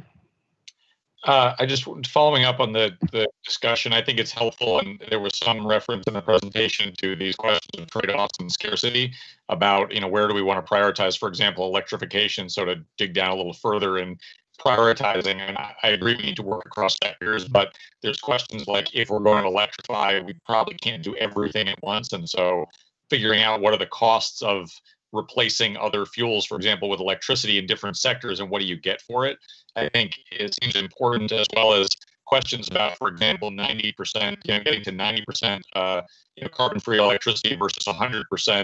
The last 10, 20% often get much more expensive, and so is that money, is it better to get to 90 and then spend those resources in other areas where you could get bigger carbon reductions, like in transportation? I think it would be helpful, for me at least, as an advisory committee member, the more data we could get that looks at some of these different resource allocations, that says, okay, if we think it'll cost this much to accomplish this here, it'll cost this much to accomplish this here, but also has a bunch of benefits of reducing air pollution and health benefits. I think it helps to look at baskets of different options and figuring out what limited resources, whether it's from utility ratepayers or from taxpayers, or it's businesses having to pay expenses, because obviously cost is a big factor here. And there's a lot of conversation in the chat about carbon taxes and sort of price of fuel, and I think those are legitimate mechanisms to think about, but those all, there's a cost. And so I think we think about who bears that cost and how it is we have to figure out how efficiently and fairly we can allocate all that to get as much movement as we can.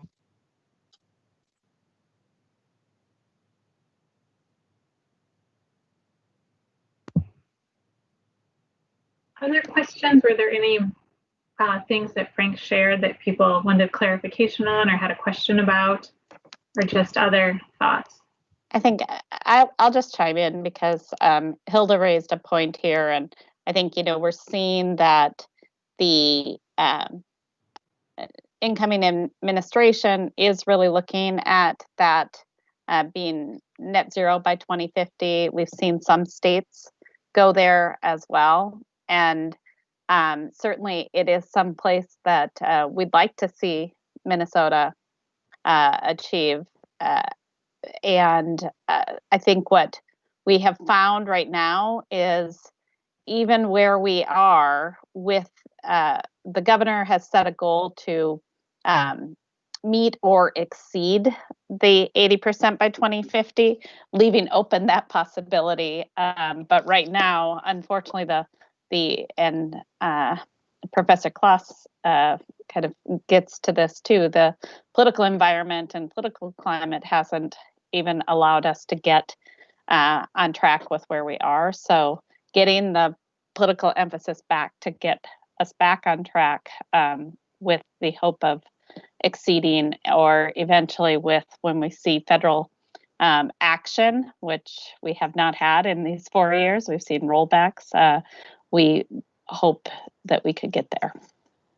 And hope isn't really a strategy here, as the governor often likes to say, but it certainly is something that we'd like to see more of. Mm-hmm.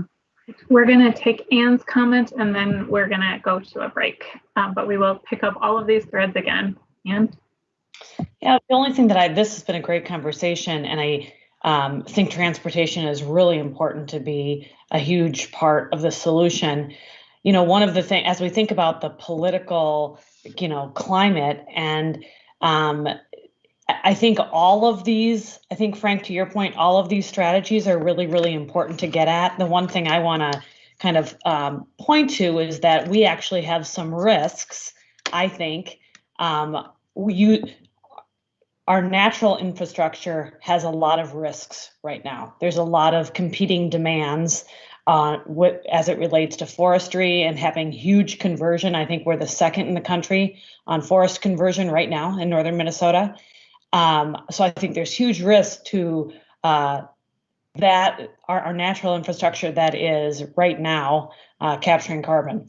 And I'm really hoping that we can get at some of those solutions as well with the agriculture industry, with forestry, and others to start to think a bit about how are we going to hold on to some of our natural infrastructure that's capturing carbon today as one of the legs in the stool, because I think sometimes we overlook that as a component to this really complex, multi-layered effort we're going to have to take on.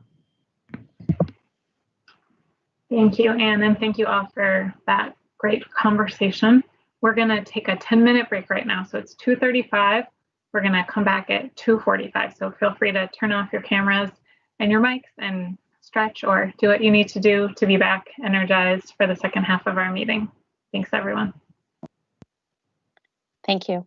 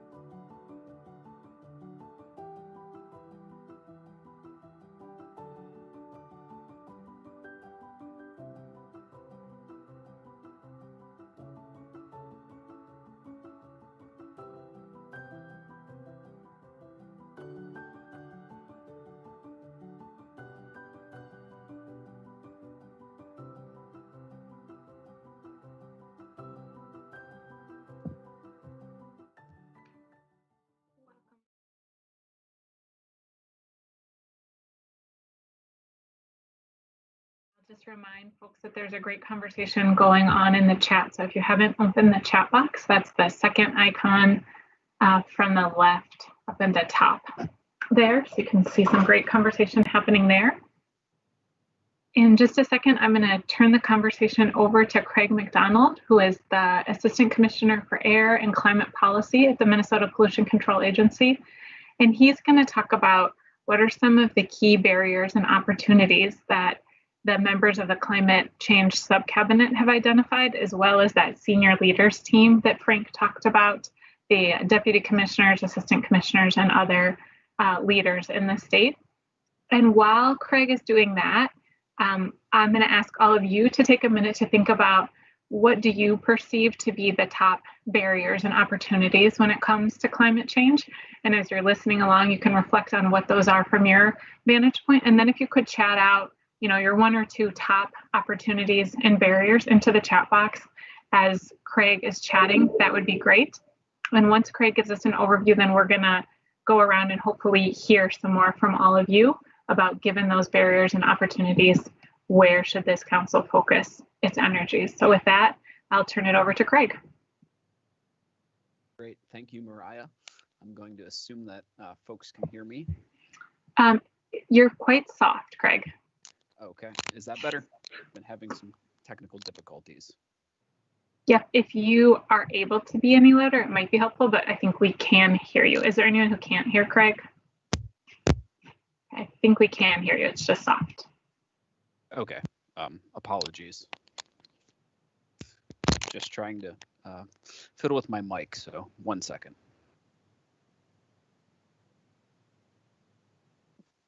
That was better.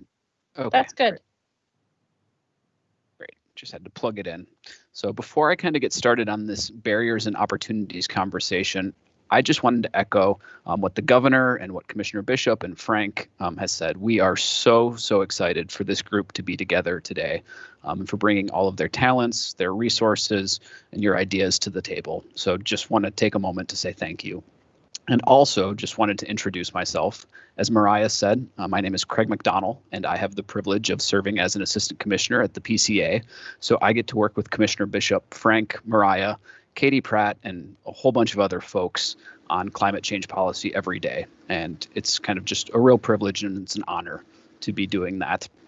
And what brought me to the work really was in college, thinking about being a political science major and what are the big sticky problems that we all need to solve together and what that will improve the lives of not only ourselves, but those future generations, and climate change kind of comes into.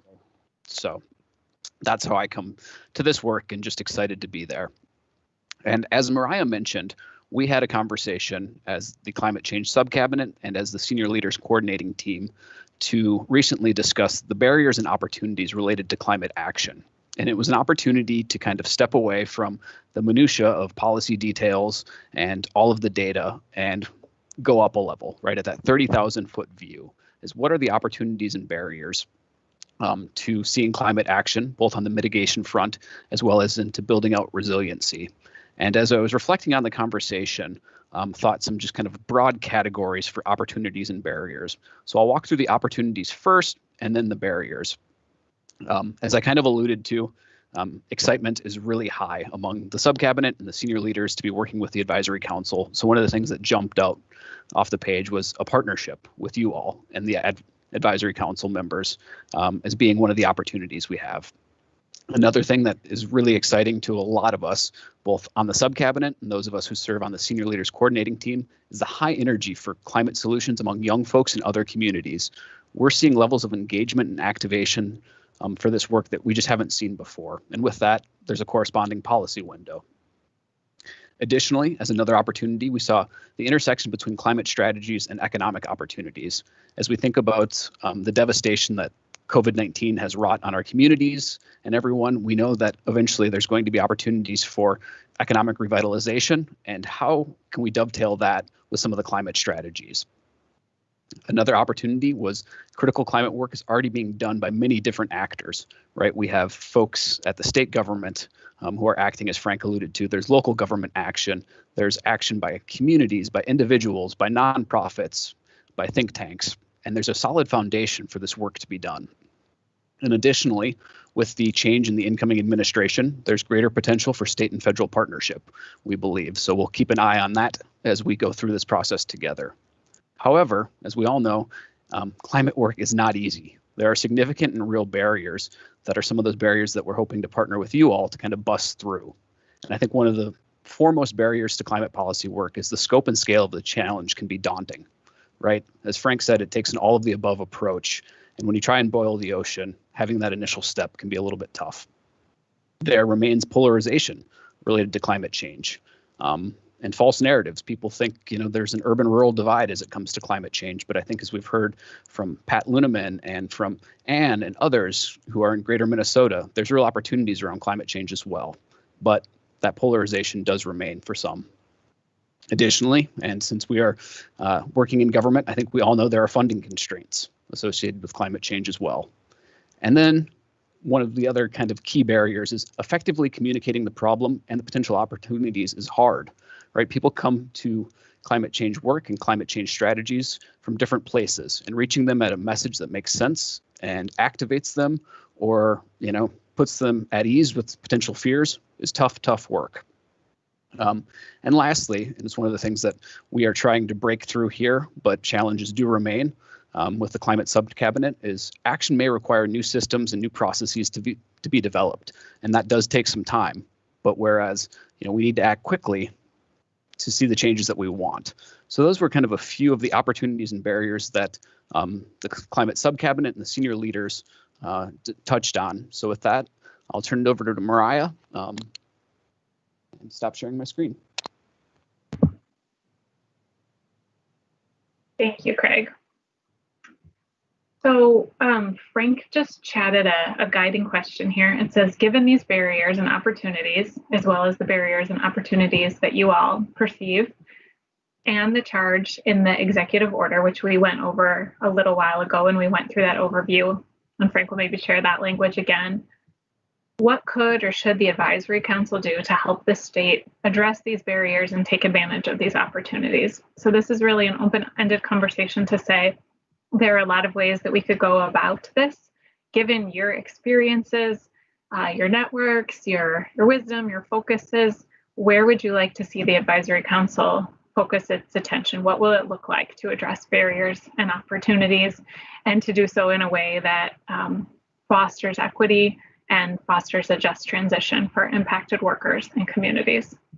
So what we would like to do is to make sure that we hear from each of you. So sort of a mix of some open dialogue and also a round robin, because we want to make sure that we hear from each of you on this topic. So I'm going to open it up. You can jump in, you can raise your hand, you can chat, and let's hear some of your initial thoughts. And in the meantime, you can keep chatting to what you think the barriers and opportunities are. And I see Alex is ready to go, and I know you made a joke, Alex, but as a facilitator, it's always nice to have someone who's ready to go so that I'm not sitting here saying, who's ready? Would anyone else like to go? So I appreciate that. So we've got Alex first and then Ann on deck. So I think one of the biggest barriers, of course, is political polarization around climate change that, didn't exist, or at least was much less when, let's say, when Governor Pawlenty was the governor. And I think that just is reality. And so, there's obviously winning elections is a good way to go about it and deal with that. But, we don't have that in Minnesota, and we, to some extent don't have that at the federal level. And, you asked, well, what could we do as an advisory council? And I think there's a lot of coalitions that we could focus on, here in Minnesota, that might help us get over some of those barriers. And so, I'll just use it as an example, since I was talking about, electrification of transportation before. I'll use that example again. There's a lot of business interests and political interests and others that that can really benefit from electrified transportation and really electrifying everything. Obviously, our electric utilities, anyone who's in the infrastructure business, we're going to have to build a lot of new infrastructure in order to electrify transportation. That's a lot of jobs. That's, big economic development. And to the extent that we as an advisory council can help sort of target that and facilitate that and create coalitions around that, I think that's something that, we might be able to help on and to make things more, politically palatable. I think it's helpful that, we're not an oil and gas state. Obviously, we have oil refineries here, but we don't have a huge portion of the economy focused on oil and gas extraction because we don't have those resources. So that's a barrier that we don't have, as opposed to if we were in Texas. So I should think, I think it's helpful for us to think about what are the benefits that we have, and then how we can translate that into action. We've got Ann.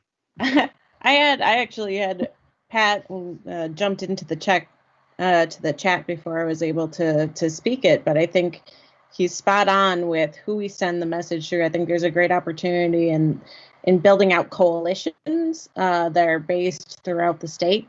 I know for sure, talking to my neighbors in the coffee shop in the before times, of course, because I go nowhere now, about, messages received from St. Paul are received very differently than messages received from your local neighbors and folks based out of greater Minnesota. That would be the first thing. So just to echo what Pat said. And secondly, I think there's a great opportunity to create market-based incentives for people such as myself or farmers to do some of this climate work, paying for the ecosystem services that we provide, especially to folks. And carbon is different, but for like water quality purposes, that's really easy to kind of quantify and see where the difference being made is from actions that farmers are taking to reduce, whether it be sedimentation of our water streams or runoff of nutrients. I think there are lots of opportunities there. Of course, always the barrier being, who's delivering that edict, whether it's coming down from the state, kind of echoing back to that previous statement. And of course, funding challenges. Thank you. We've got Pat and then Micah. Thanks. Just to expand on my comments on the side, there's a lot of research that's being done in the state, and there was a law that was passed last year, not this last session, but the previous session, that was on data privacy. And there's a lot of research that's being done by the University of Minnesota and the MinSCU system on what real sustainability is. And I'm talking about agriculture here. But if we have true science from, let's say, our sources within Minnesota, the University of Minnesota is trusted by farmers and rural people, I'd like to think. And if we convey what's true science based on data that we're gleaning currently, I think we can sell that through the trusted local sources, and that would be local agronomists at local cooperatives or SWCDs, and Bowser is part of that whole chain. And I think that we can make some real progress, but the polarization makes it important as to how we get our message through. And if the governor stands up and says something, there's a good chance that 2/3 or 3/4 of rural Minnesotans might say, I'm not so sure. But if we all work together to help the governor and help all of us together in Minnesota come together, I think we can move the bar.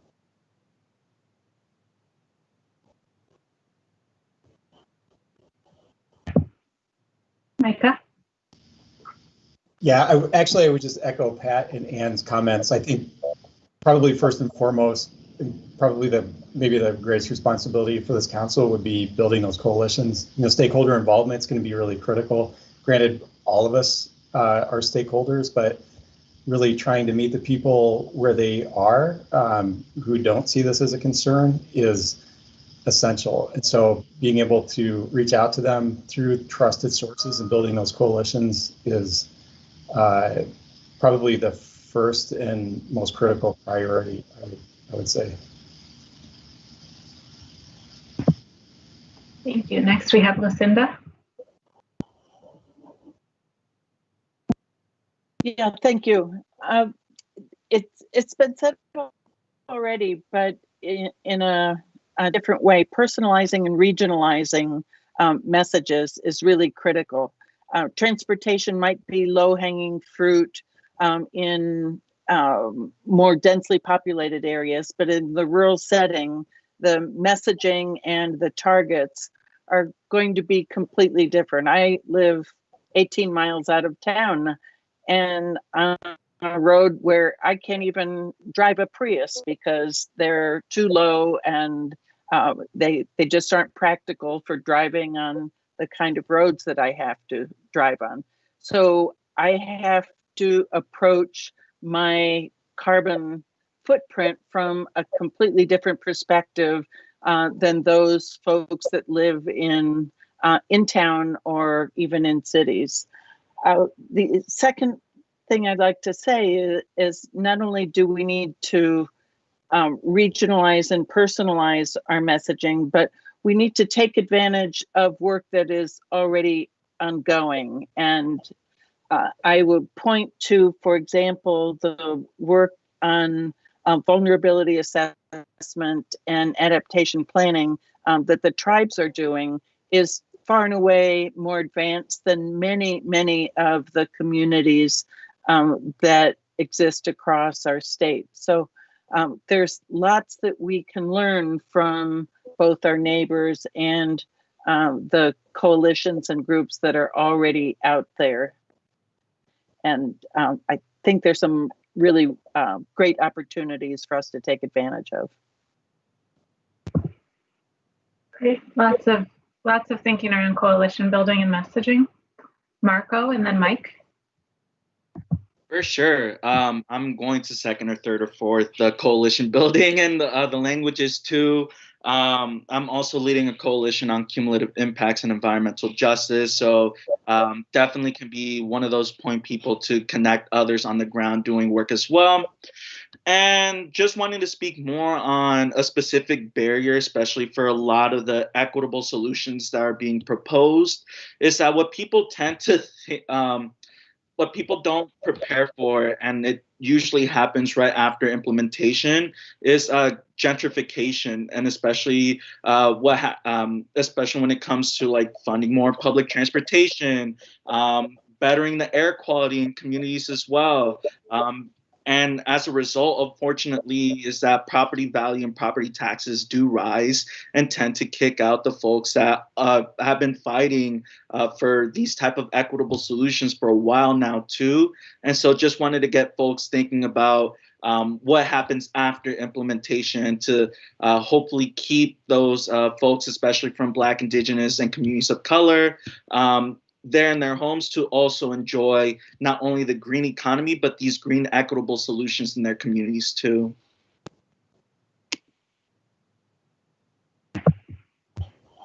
Thank you, Mike. Yeah, I guess I'll just add to the theme that's going on here in terms of just working with others. And I think certainly at the governmental level, there are ag groups and there are other groups. The Biofuels Council was referenced earlier by Frank. There's the Minnesota Forest Resources Council. They just put out a great report on forests and climate change. And of course, the resource list that came out earlier prior to this meeting and all the links and the availability. So there are there's a lot of work going on already within various governmental units. So coalescing all of that, I think, is going to be both a challenge and an opportunity, and making sure that the best available data, the best available information is really in front of everybody, in that regard. And because I think that, at the end of it all, the benefits, there was some reference to, rural, maybe rural adaptation, that sort of thing. But I think if there's enough benefit one way or another through these opportunities that exist out there, for rural communities, whether it be in the ag sector or the forestry sector or other elements of, maybe we're talking biofuels, which could be either or, then I think that the proof is in the pudding, I guess, in some respects. And so tangible results will certainly help, or how we can coalesce some of the work that's going on to channel that and to really kind of get pinpointed in the focus and the effort that shows benefits across the spectrum. Kevin. So we have some experience on the messaging question. We have members across the spectrum, and also done a lot of work trying to do bipartisan legislation around these issues. And I think that my takeaway from that has been that, we're falling pretty flat talking about how things must change, and we're getting a lot more success talking about how things are changing. So I think there's a lot of folks, it's not so much rejection of climate change as sort of skepticism about climate action. I think we have to be attentive and respectful and take seriously some of the concerns and doubts people have about climate action. But the other is we're getting a lot further when we talk about why the world is changing and we need to adapt to stay, to keep up basically and stay ahead and be competitive than we are trying to persuade people that they need to take on the moral crusade around climate. And I think that the more that we can talk about the world is changing, how do we adapt to it, the more we can come together around some solutions instead of fighting about how fast it should change.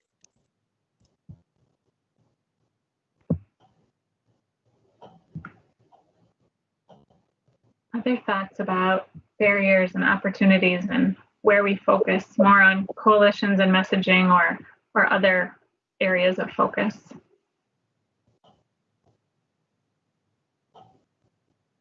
Anne?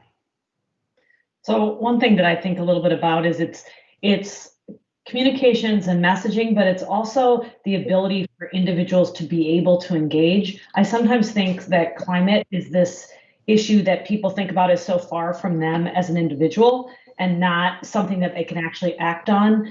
So that's why I get excited thinking about setting really clear targets that we're tracking in some visible, fun, interesting way as a community, that people can feel like they're somehow participating or engaged in the outcome of these targets and how these targets are having an impact on them personally. So when I think about communications, it's also about that engagement side of it. The other thing that I think a lot about is this messaging around, so often issues around climate or the environment broadly pit jobs against making kind of great long-term decisions.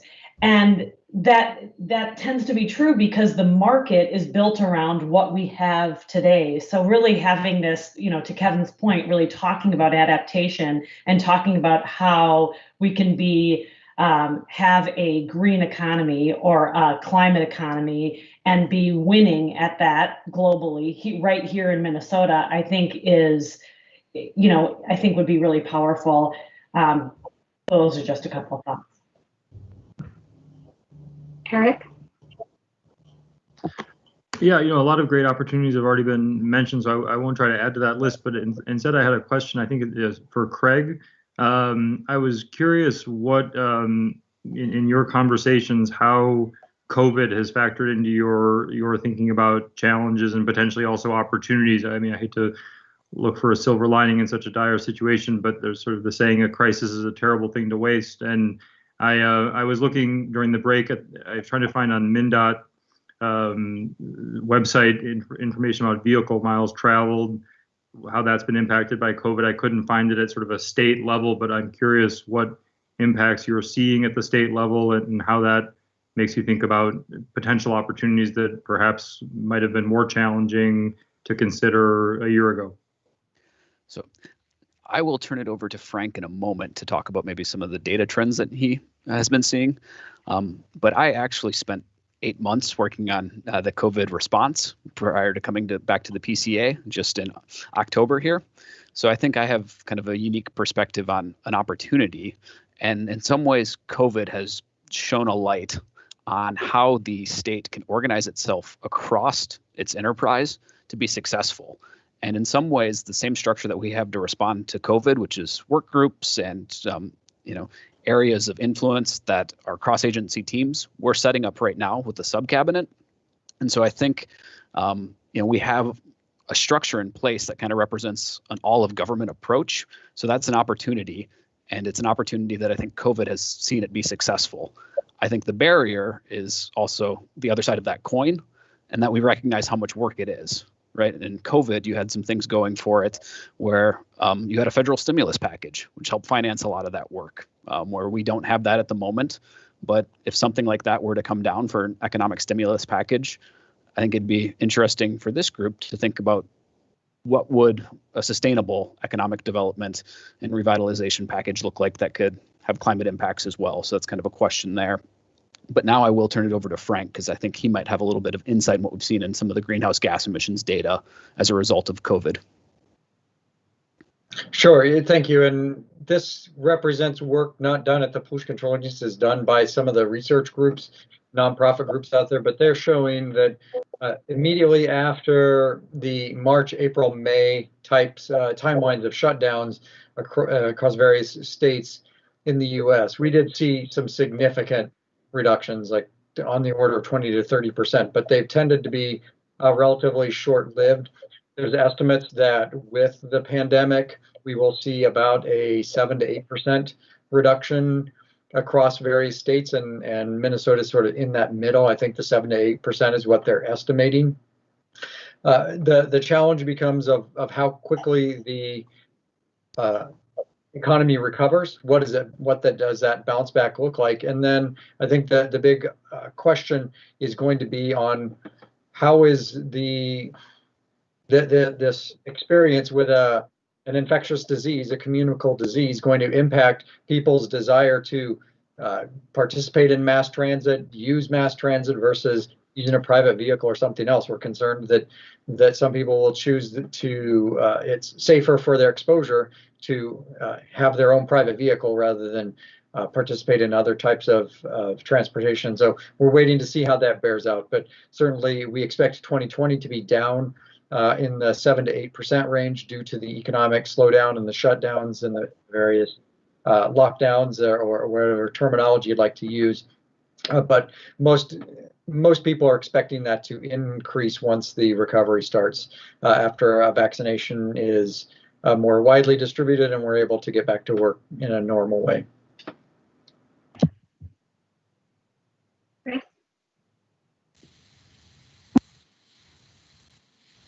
Sorry, Mariah, I didn't hear if you called on me. I assume you did, so I'm going to go ahead. One of the things that I think is an opportunity is really taking a look at how we can align incentives. And I mean that in multiple senses. I think for us as a regulated utility in our business, we are often dealing with the incentives of state energy policy.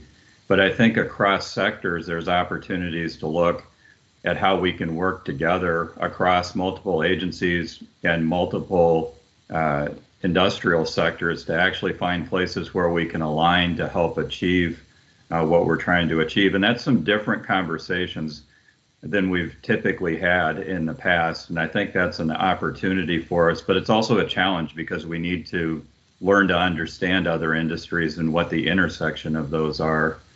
I think another thing we can do is really challenge ourselves to what are the benefits of going faster, one of which I think is innovation.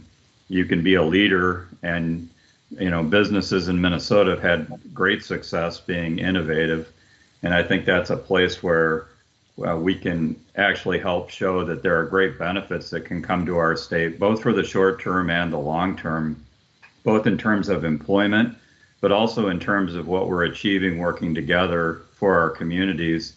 And the final thing that I would just throw out as an idea is challenging ourselves to really step back whenever we find ourselves looking at a cost-benefit test. I frequently find myself looking at folks who are modeling things, telling me that the model has given us a result, but I don't know that the model has necessarily taken into account all the things that it needs to take into account. And I think when we look back at some of our historical decisions, this is how we've left out important voices in the conversation. So I think getting better at really trying to assess how do we achieve multiple goals with what we're presenting is something we can do, but it's again something different than how we've typically done a cost-benefit analysis, or does this particular project make sense? So those are just a few ideas I had thinking about Craig's presentation and the challenge in front of us. Thank you. I'm curious too, for our MPCA leaders on the call, Commissioner Bishop and Craig and Frank, having heard a bit from our advisory council members, if you all have thoughts from your vantage point about the scope and focus of the advisory council. Sure, I'll chime in. So first of all, I think on the scope, and certainly we have so many voices right here that understand the issues and that face Minnesota, but also across the country.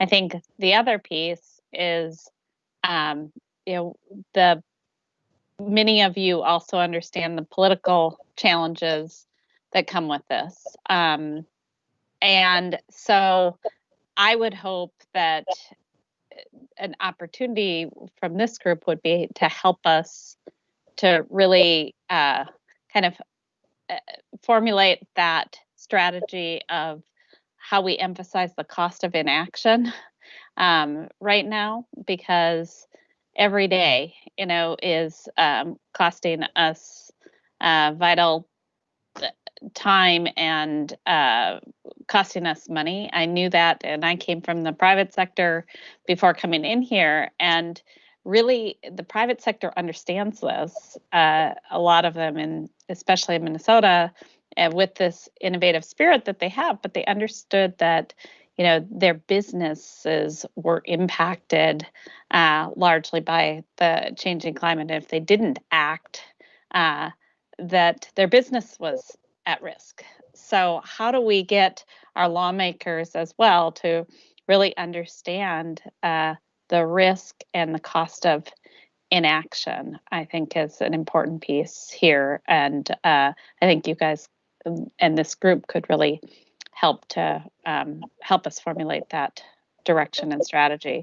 I think a barrier, Eric, what you had brought up was really, when the administration entered into this, we had a surplus on the books, and climate is one of the governor's priorities, but general fund resources toward climate right now are really going to be restricted toward much of anything. We're cutting back on resources, and many other agencies are as well. From an agency, from us with PCA being in the lead, this agency over time has been reduced significantly, but in its funding and its staffing. So that's why this opportunity of all across the administration, and opportunity with all of our different sectors to kind of push strategies, I think, and to find really kind of that nugget of what does it mean from funding, what are those resources to look at outside of government, as well as federal packages with the stimulus piece, if there would be one, as well as creative thinking on bonding or shared funding structures, I think is an important piece that we could all partner together. Thank you, Commissioner. Craig or Frank, did you have anything you wanted to add on? I actually saw Micah maybe raise his hand. I don't know if he had a comment, but I'd just echo what Laura said there. I think opportunities for coalition building, accelerating innovation, and not leaving people's voices out of that room would be important. So I think it would be wonderful to learn more about you all as a group and how you think, you might be able to help with some of those tasks.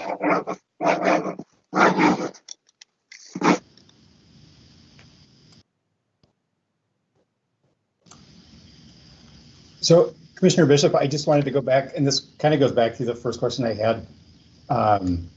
Originally, you had mentioned not having the same type of resources that you thought you might, say, from the general fund. Kind of gets into the prioritization of these different strategies. And then to Kevin's comment before, I mean, how can we really look at these, have the appropriate data to say, what makes the most sense? I mean, and what approach do we take? How do we set up those priorities? What are the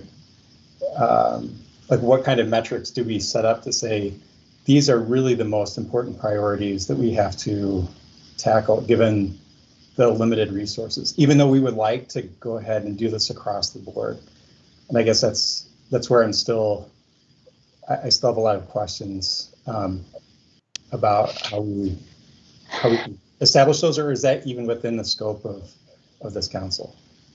Yeah, I think it can be in the scope of this council, and I think we'll get some presentations from our different work groups over time about what's been done to date with the idea of where could that be leveraged further. I also liked Ann Mulholland's comment here about the climate lens on all of our state funding. So really, I think we've got this opportunity where we're looking at the funding. The governor has challenged us, and certainly the budget recommendations for MPCA that I brought to MMB or to the climate subcabinet were to look at things with that lens of climate. So how do we do this in a broader way that isn't siloed into MPCA is going to address climate or the different agencies to addressing climate, but how does our narrative get at climate inequity, which the governor has really challenged us to really look at everything through that lens. So when we think about the rebuild of our economy, that should be at the forefront of our decisions. It's not just environmental policy. It's as we rebuild, what are we looking at for that climate lens? It's not an either or anymore. It's really looking at everything through that lens. So I think that's an opportunity. It's and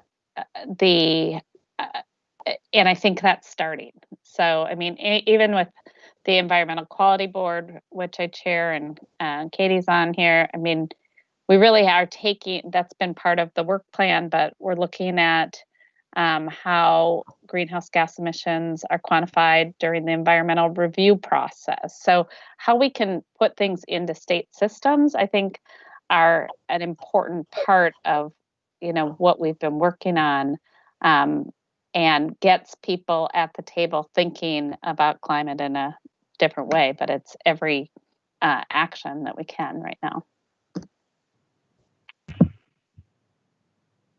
But what I don't want to do is lose opportunities too, as we're making this transition, to lose opportunities where we're coming in, and if there's state stimulus money, if there's federal stimulus money, we need to be able to look at things of how we're building back, and that can't be the systems that we've had in place. So I know Kevin's been really on board with that too. Lots of conversation in the group around building coalitions and engagement and messaging and the right messengers and the right kinds of inclusive engagement.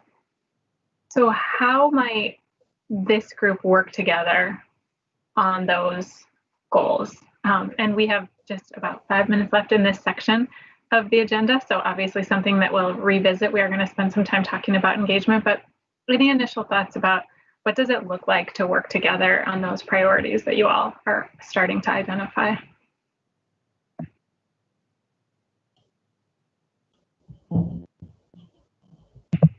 Anne? I don't know if I have a specific example, but I was just going to jump in when the commissioner was talking about, voices from all parts of the state.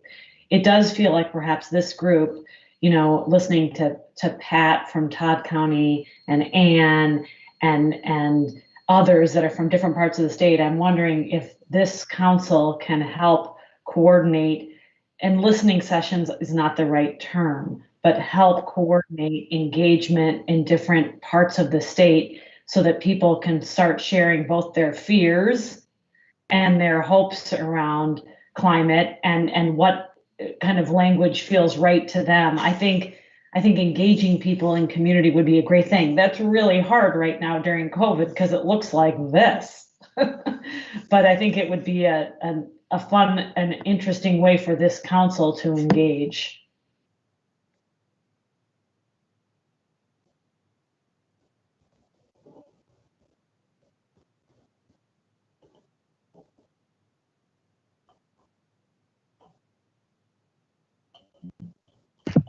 Dave? Yeah, my comment would be, is the more that you can get out, we have such a diversified group, which is great, but to get down to more action items or specifics, you need to have kind of the experts in that area that are out in the industry, like the farmers, like the, in our case, the utilities, that type of thing. And the more you can get input from those organizations and those people, you're going to come up with more of a neutral type of approach, something that's doable that people can rally behind. And then you'll have the support of the communities and the people in that arena. And so the more we can do that rather than top down type thing, I think you're going to find better overall support and a better outcome. Kevin. Following up on that point, I think one thing this group might do specifically collaboratively is, have small groups of people reach out to do exactly those kinds of interviews. I mean, I'd rather spend my time talking to folks who are not enmeshed in climate on a daily basis to figure out what would it take to get them interested, what are the challenges and their concerns. And I could see small groups doing that, especially where someone who's coming from ag or who's coming from timber industry or who's coming from the co-op, utilities could help, set up a meeting that then a couple other people from this group could participate in to ask questions, to be part of that conversation and bring some of those insights back to the group. So it does involve, a much broader set of folks who aren't in this advisory committee. Lucinda.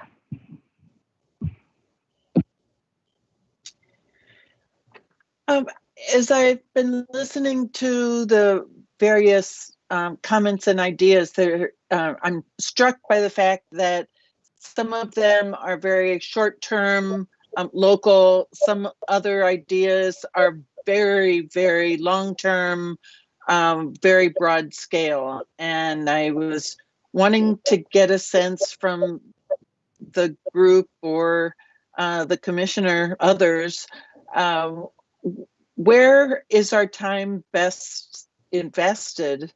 Are we looking for high impact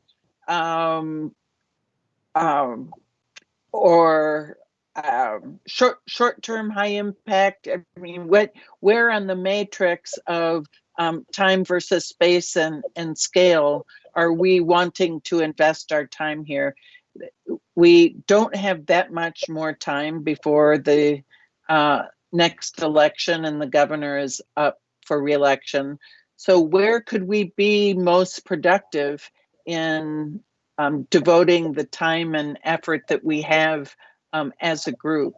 I'm struggling with that particular question because some of the ideas that we've been coming up with are directly related to mitigating carbon, very, very structured.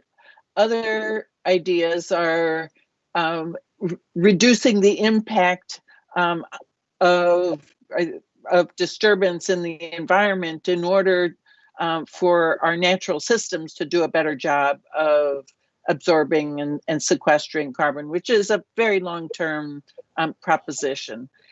We probably need to be thinking about a full range of ideas, but I'd like to get a sense from the group on where the thinking is related to where we want to invest our time first, and whether we want to have a discussion about the scale of those opportunities and barriers. Yeah, I think that's a really good point that you raise for this group. I think it's a combination of both. Certainly, 100% clean energy is something the governor is committed to and will continue to look at moving forward. Clean cars is something that is right there, continuing to move forward. And those even are somewhat longer term, but they're setting that path. So I think a combination, and maybe that's what this involves, was a ranking of these ideas, but a combination of what we can hit on short term and what we put long term. The goal for the governor really is to get us back on track to meet or exceed. So that would be, what he'd like to see after his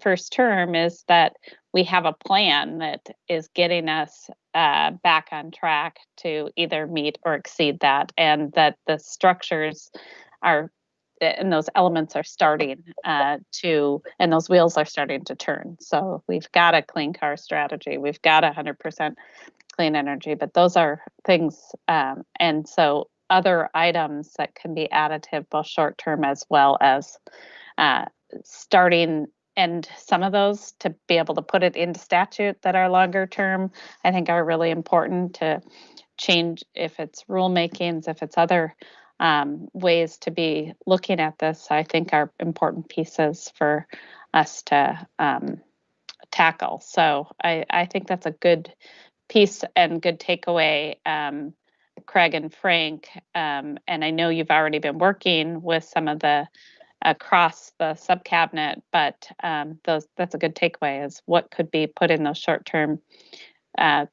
quicker buckets and what could be in the long term. That's really helpful, Commissioner, and I'm going to encourage other advisory council members to use the chat too to weigh in on your thinking about short versus long term, and sort of low-hanging fruit versus high impact, and some of those other scope questions, because that was a great question. And while you all are doing that, I'm going to turn it over to Katie Pratt, who is the Executive Director of the Environmental Quality Board, to talk to us about the sub-cabinet's public engagement framework. Hi, everyone. Can you hear me okay, Mariah? Great. Yeah. I'm Katie Pratt. It's good to see many of you again and to meet those of you that I'm seeing for the first time. So what I want to do for the next about 20 minutes before we close out our meeting is to give you some information about the engagement framework that the sub-cabinet and the engagement team is working on. This conversation is going to really dovetail with what you all were just talking about. I was taking a ton of notes as you were going. So I think this is going to be a great conversation. And we want to also get some input today that's going to help us. We're currently in the process of developing the framework and revising it. So this conversation today and things that you've been saying so far are going to inform that process. So if you can see my screen too, I popped up a picture here of just about a year ago, a year and a couple days, we were meeting down in Mankato for an environmental congress on the theme of the climate for action is changing. It was a great event, and I thought it would be nice to remember those times when we could gather elbow to elbow at tables and discuss these sort of things, and hope that we will get to that point again. Okay, so in Executive Order 1937, it does charge the sub-cabinet with coming up with a public engagement framework.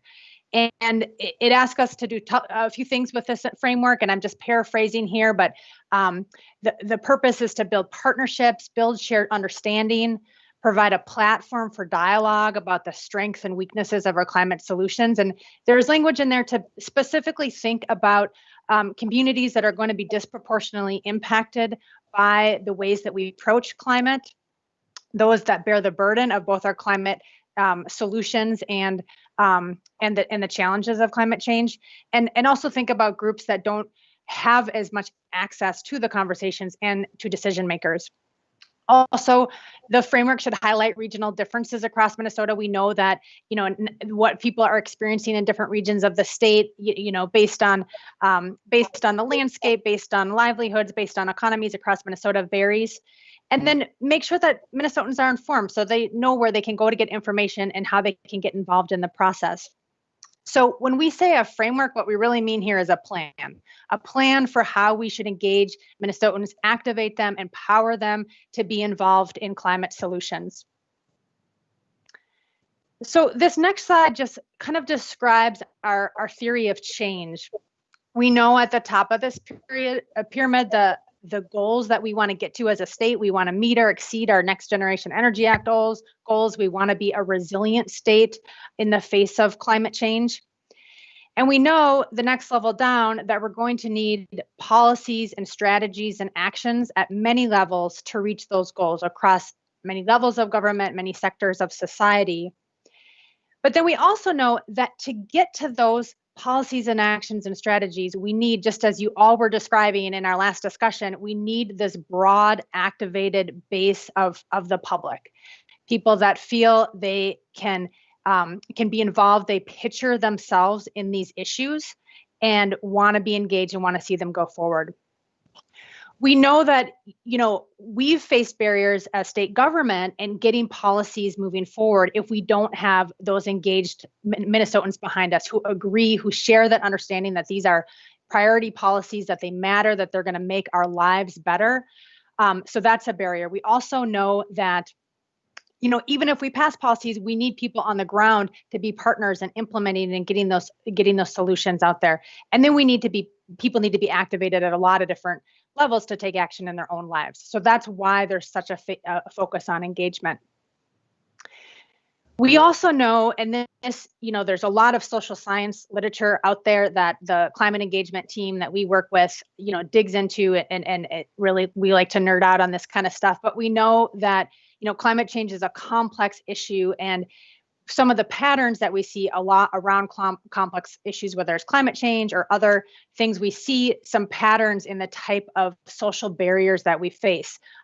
Divergent viewpoints is often there. And so you have to find ways to think about the framings that people come from and their origin story, their values. Why do they have divergent viewpoints, and how do we build that shared understanding? We know there are so many urgent things, right? And climate change is often called that slow moving crisis. So how do we develop that sense of urgency around it?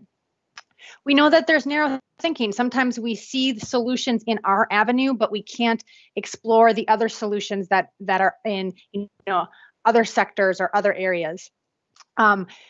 Also, climate change, it's technologically complex. If you dig into some of these policies, the general public is just lost. They get into nitty gritty, science and policymaking that is hard to follow and understand. There's the sense of overwhelm that we talk about. How do I even make a difference on this big abstract issue? And then we know that there's inequality and exclusion where a lot of people don't have the opportunity to be involved in solution making. They don't know how to access those points of decision making, and that there's systematic barriers for them accessing that. So those are just some of the social barriers. There's others I'm sure we can identify, but we know that engagement can break down many of those barriers. They can help us, get past some of that technological complexity so people can understand it. We can help people build a sense of efficacy, that they can make a difference on these issues. These are all things that we can do through sound engagement. So what are we talking about when we talk about engagement? And again, this is kind of just so we can level the playing field here and get on the same page with this conversation. This won't be the last conversation, by the way, that we have about engagement. We could talk about this for hours. So this is just, to get our wheels turning a little bit. When we talk about engagement at the state, we're really talking about a range of activities, everything from, access to information, databases, to broad campaigns, messaging and communication, like many of you have talked about. We're talking about education, skills. Concretely, some of the tools that we use for engagement can be everything from one-on-one phone calls, just sitting down with people and talking to them, or sitting in a coffee shop and having a conversation, to much more elaborate and complex, surveys and data gathering processes. They can be large forums. They can be workshops. There's a whole range of techniques that when we say engagement, we're talking about a big bucket here. So as we're building this framework, and again, we've been drafting documents and are in a process of revising it based on feedback that we're getting both externally and within the sub-cabinet agencies. We're really talking about a multi-level model for engagement. And this really resonates with some of the things that you all were just saying. I'll just go through these layers really, really quickly. I mean, Anne, I think you put it well. We need down here in this purple layer, this thinking about how individuals can picture themselves in this problem and see opportunities to act, feel like they can make a difference, and feel like they have the tools to be involved and be engaged, and help them understand that this impacts their lives. This is going to matter to their lives. The community level, I think, Pat, you put this really well, talking about how, the state isn't always the best messenger.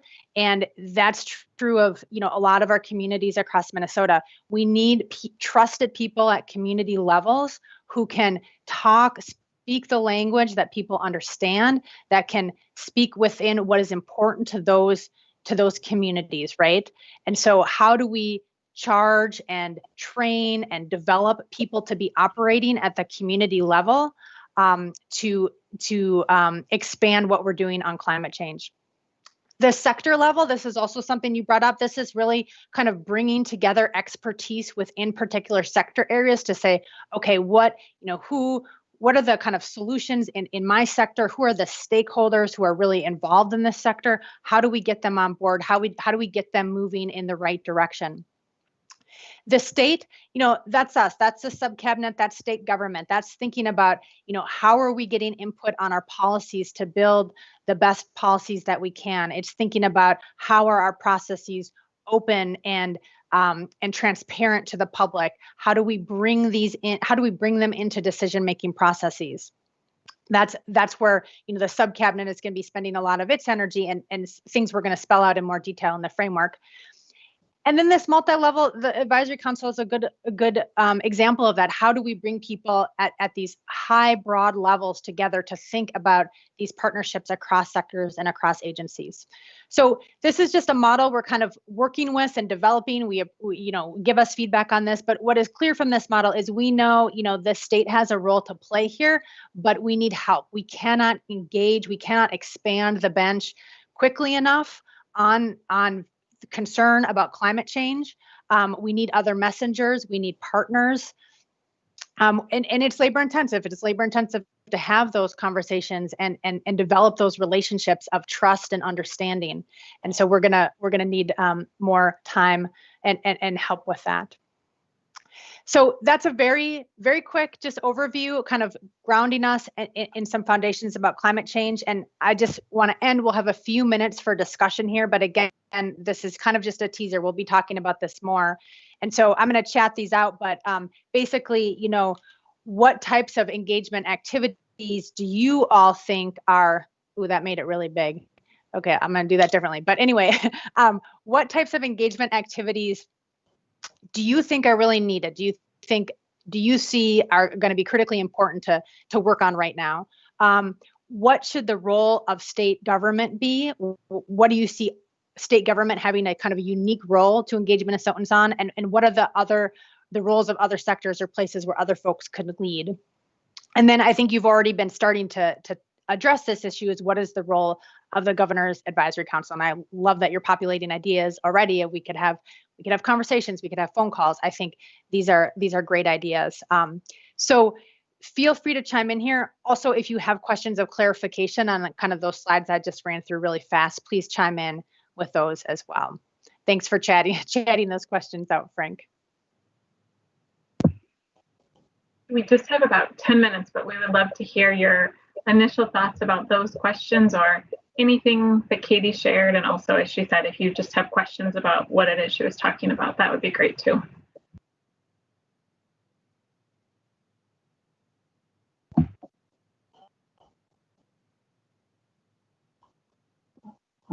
The only thing that I would add on this is with our engagement strategy, I think there are some parts of it that people don't even realize some of the efforts that the cities are already undertaking. So I think about St. Cloud, for example. I mean, their whole strategy is to go to net zero, and they've got everything through their wastewater plant and energy and nutrient reduction strategies that are just turning right into lower rates for the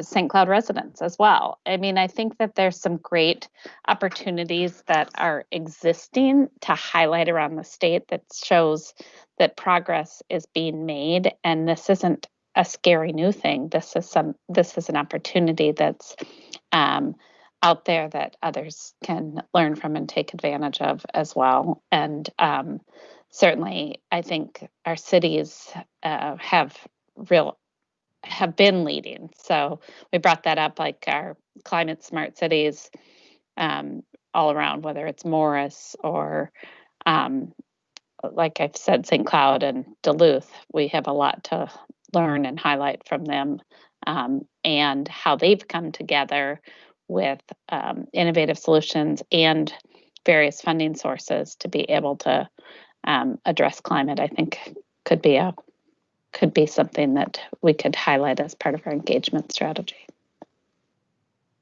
Highlight some of the successes that are out there too. Micah? Yeah, actually, thanks, Commissioner Bishop. Is there synergy among the cities when they're implementing these changes, that they're working together with each other and with the state for a higher impact? So there's a couple different programs where they are, whether it's the Green Step Cities program or Climate Smart Cities. Certainly, there are programs where they are working together with us too. Mm-hmm. But people don't know about it. And so I think how we tell that story broader is important. Katie, is there anything you'd want to add on that? Because you've done a lot of work in that area. Yeah, no, I think you put it well. There are a lot of networks. There's a lot of exchange of best practices. There's a lot of kind of increasingly looking at how are other cities doing it? What can we learn from them? But I would say there's also cities that are just in different places. Some cities, climate change is really not something that they come to their council meetings and talk about. It's maybe framed in other ways or other types of issues around extreme precipitation, but it's not a hot topic. Or in other cities it is. They're really thinking about how can we be leaders? How can we innovate on climate change? And so cities are at different places. And I think we're trying to really understand as a state, how do we meet people where they're at? How do we get them the resources that they need to move further along? And I think one of the things that in the Green Step Cities program, for example, there's just so many activated staff, and this is true, I think, in terms of thinking about engagement more broadly, is there are so many interested staff and citizens across the state, and how do we do a better job of getting folks moving in the same direction? I saw Anne had a comment too.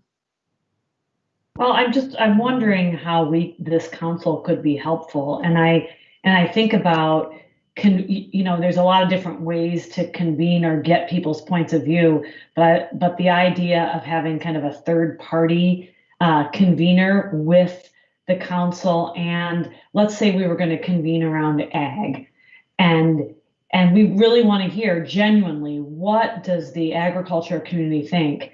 Having the local co-op convene or a group of co-ops convene that this council helps participate in or listen to.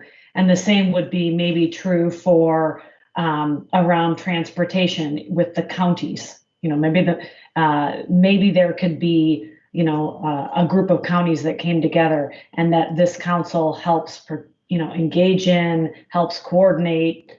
I'm just trying to think of, are there groups that naturally we could pull together to get feedback on, and we be helpful by participating and maybe helping to convene? Yeah, I think those are excellent ideas, and I think we could work with this team in kind of thinking about how we operationalize those types of ideas for greatest impact, and what that looks like. I think this is a great start to that conversation. Before, I don't know if someone else has a comment, but one thing I did want to touch on too that I forgot to mention is about, Lucinda had this question about kind of short-term actions versus long-term, and I wanted to mention that in the way we're thinking about engagement too. We're always kind of running with whatever's right in front of us at the moment, and it's really important that we are getting feedback and engagement and insight on specific policy actions that we're working on right now, or programs we're developing. That is that is necessary and always going to be critical. But one of the challenges that I think we have, and that the engagement team is thinking about, is how do we work at that long-term scale as well? How do we build the constituencies when there's not an immediate yes or no decision we're responding to, or immediate policy or money ask that we're going forward with? How do we build those conversations so that they become transformative over the long term? And so working simultaneously, to the commissioner's point, at that short term and long term scale at the same time.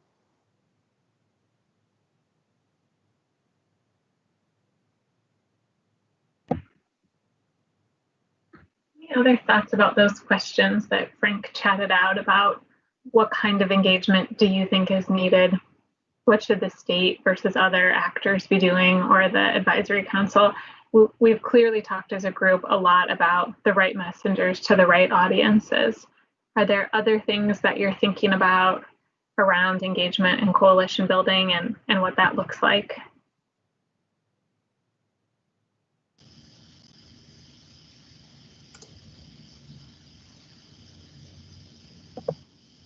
Micah? Yeah, sorry, I don't mean to talk so much, but one thing I really could see the state government doing is, first, in that communication effort, really providing the vision and continuously messaging that vision as well in all of the actions that are taken. So it's a reminder of why we're doing it. I think Commissioner Bishop, this sort of gets to your point too, of you were talking about formulating the cost of inaction. As part of that message, but really it's continuously emphasizing the why of why we need to do this, why we have to do it. And then I also see the state as really a coordinator of efforts. One of the things I worry about are that a lot of people are doing things on their own, or at least larger scale, which is great. But at the same time, is there an effort underway just to make sure that we're working together, so that we're not duplicating efforts, we're not wasting resources in that sense? I can't think of any specific examples off the top of my head, but it happens oftentimes in other projects that you're working on throughout a business or any organization. So I really see the state as kind of providing that guidance as well, and making sure that we're all on the same page.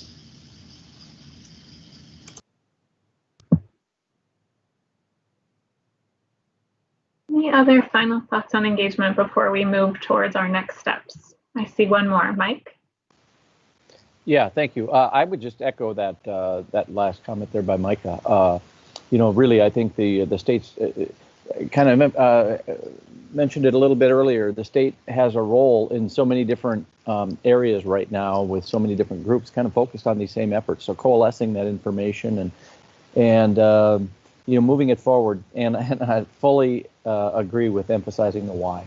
Very important for all stakeholders.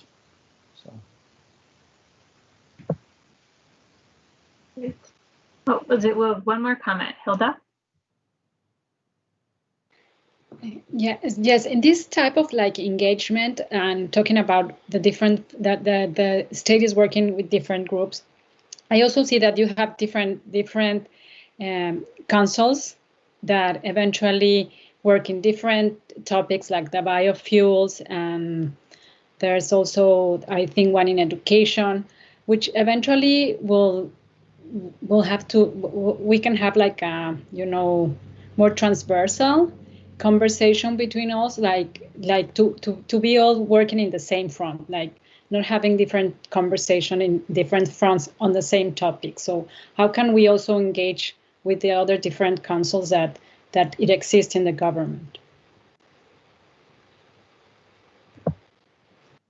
Yes, for sure. There are lots of pieces, and it's a great challenge for us to think about how to weave all those threads together. I think it gets to that earlier discussion about looking at things through a climate lens. So how are we able to do that? We definitely are talking about, I'm on the Governor's Biofuels Council. We're definitely talking about that through the Governor's Biofuels Council right now. We're talking about climate.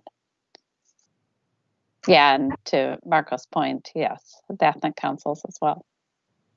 Yeah, and Wayne had some great comments in the chat too about how to put this lens onto various aspects of the state's work. So I really want to thank all of you for your engagement in this meeting. I used to get calls all the time about how to build consensus on contentious issues, and now I get calls about how to make people pay attention during 3-hour virtual meetings. So it is no small challenge, and you all were very present and engaged, speaking and using the chat, and it can really be a challenge. So I know that I speak for all of our staff team in reiterating how excited we are to have all of your energy and effort behind this work. So you do have the next 2 meetings on your calendar already, one in January and one in April.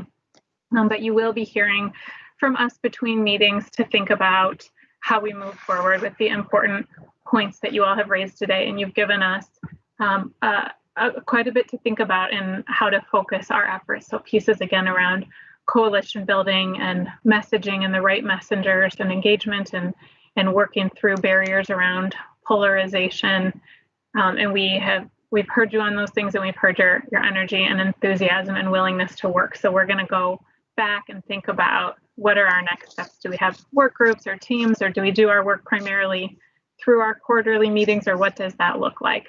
So you'll be getting follow-up emails from us, but you all have our contact information, and we really encourage you to reach out to us at any time, as well as to other members of the council, so that we can keep building on the momentum from this meeting. One thing that you can expect in your email soon is an advance copy of the update to the governor, which is a part of the executive order that we've been talking about. And so lots of leaders across the state have been working on that summary. So you'll be getting that in your email inbox soon, with some requests for input coming from Frank Kolash, who's been kind of the chief author on that. You'll be seeing some more about this engagement framework that we've been talking about today, and other kind of background documents and things for you to review. So before I turn it over to the commissioner for some closing words, are there any final questions, comments, thoughts from any of our advisory council members?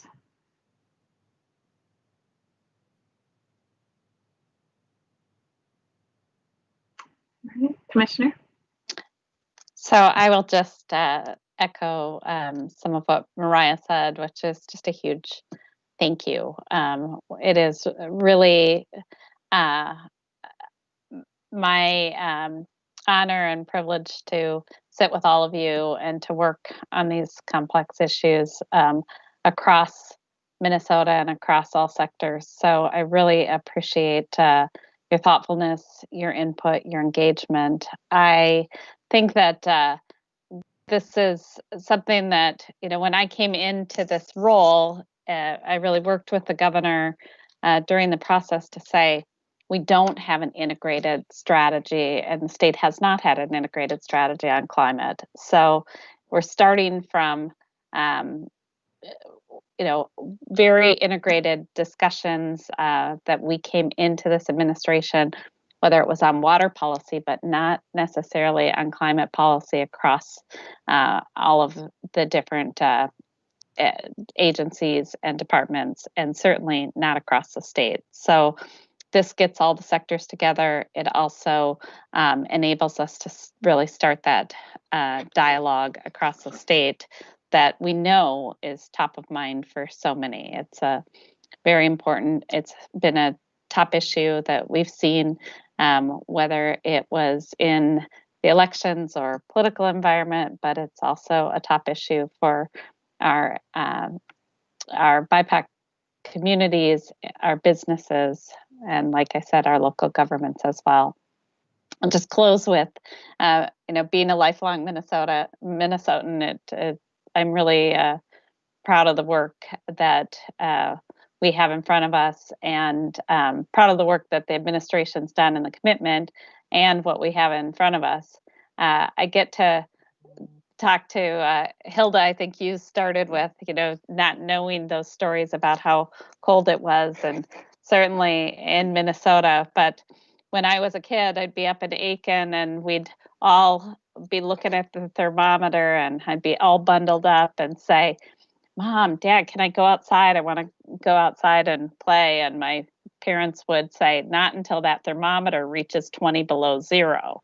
So it was, this was the winters that we embraced and knew, that 20 below zero was warm enough for us to be bundled up in our snowmobile suits and go outside.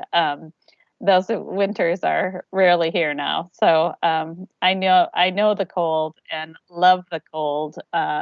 And so I hope to get Minnesota back to that at some point and get us back on track with our environment. So I really value all of your time and just say a huge thanks, and we will be following up. I think that, the summary doc that we're going to be sending around to all of you, that is kind of the first report of the climate subcabinet to the governor.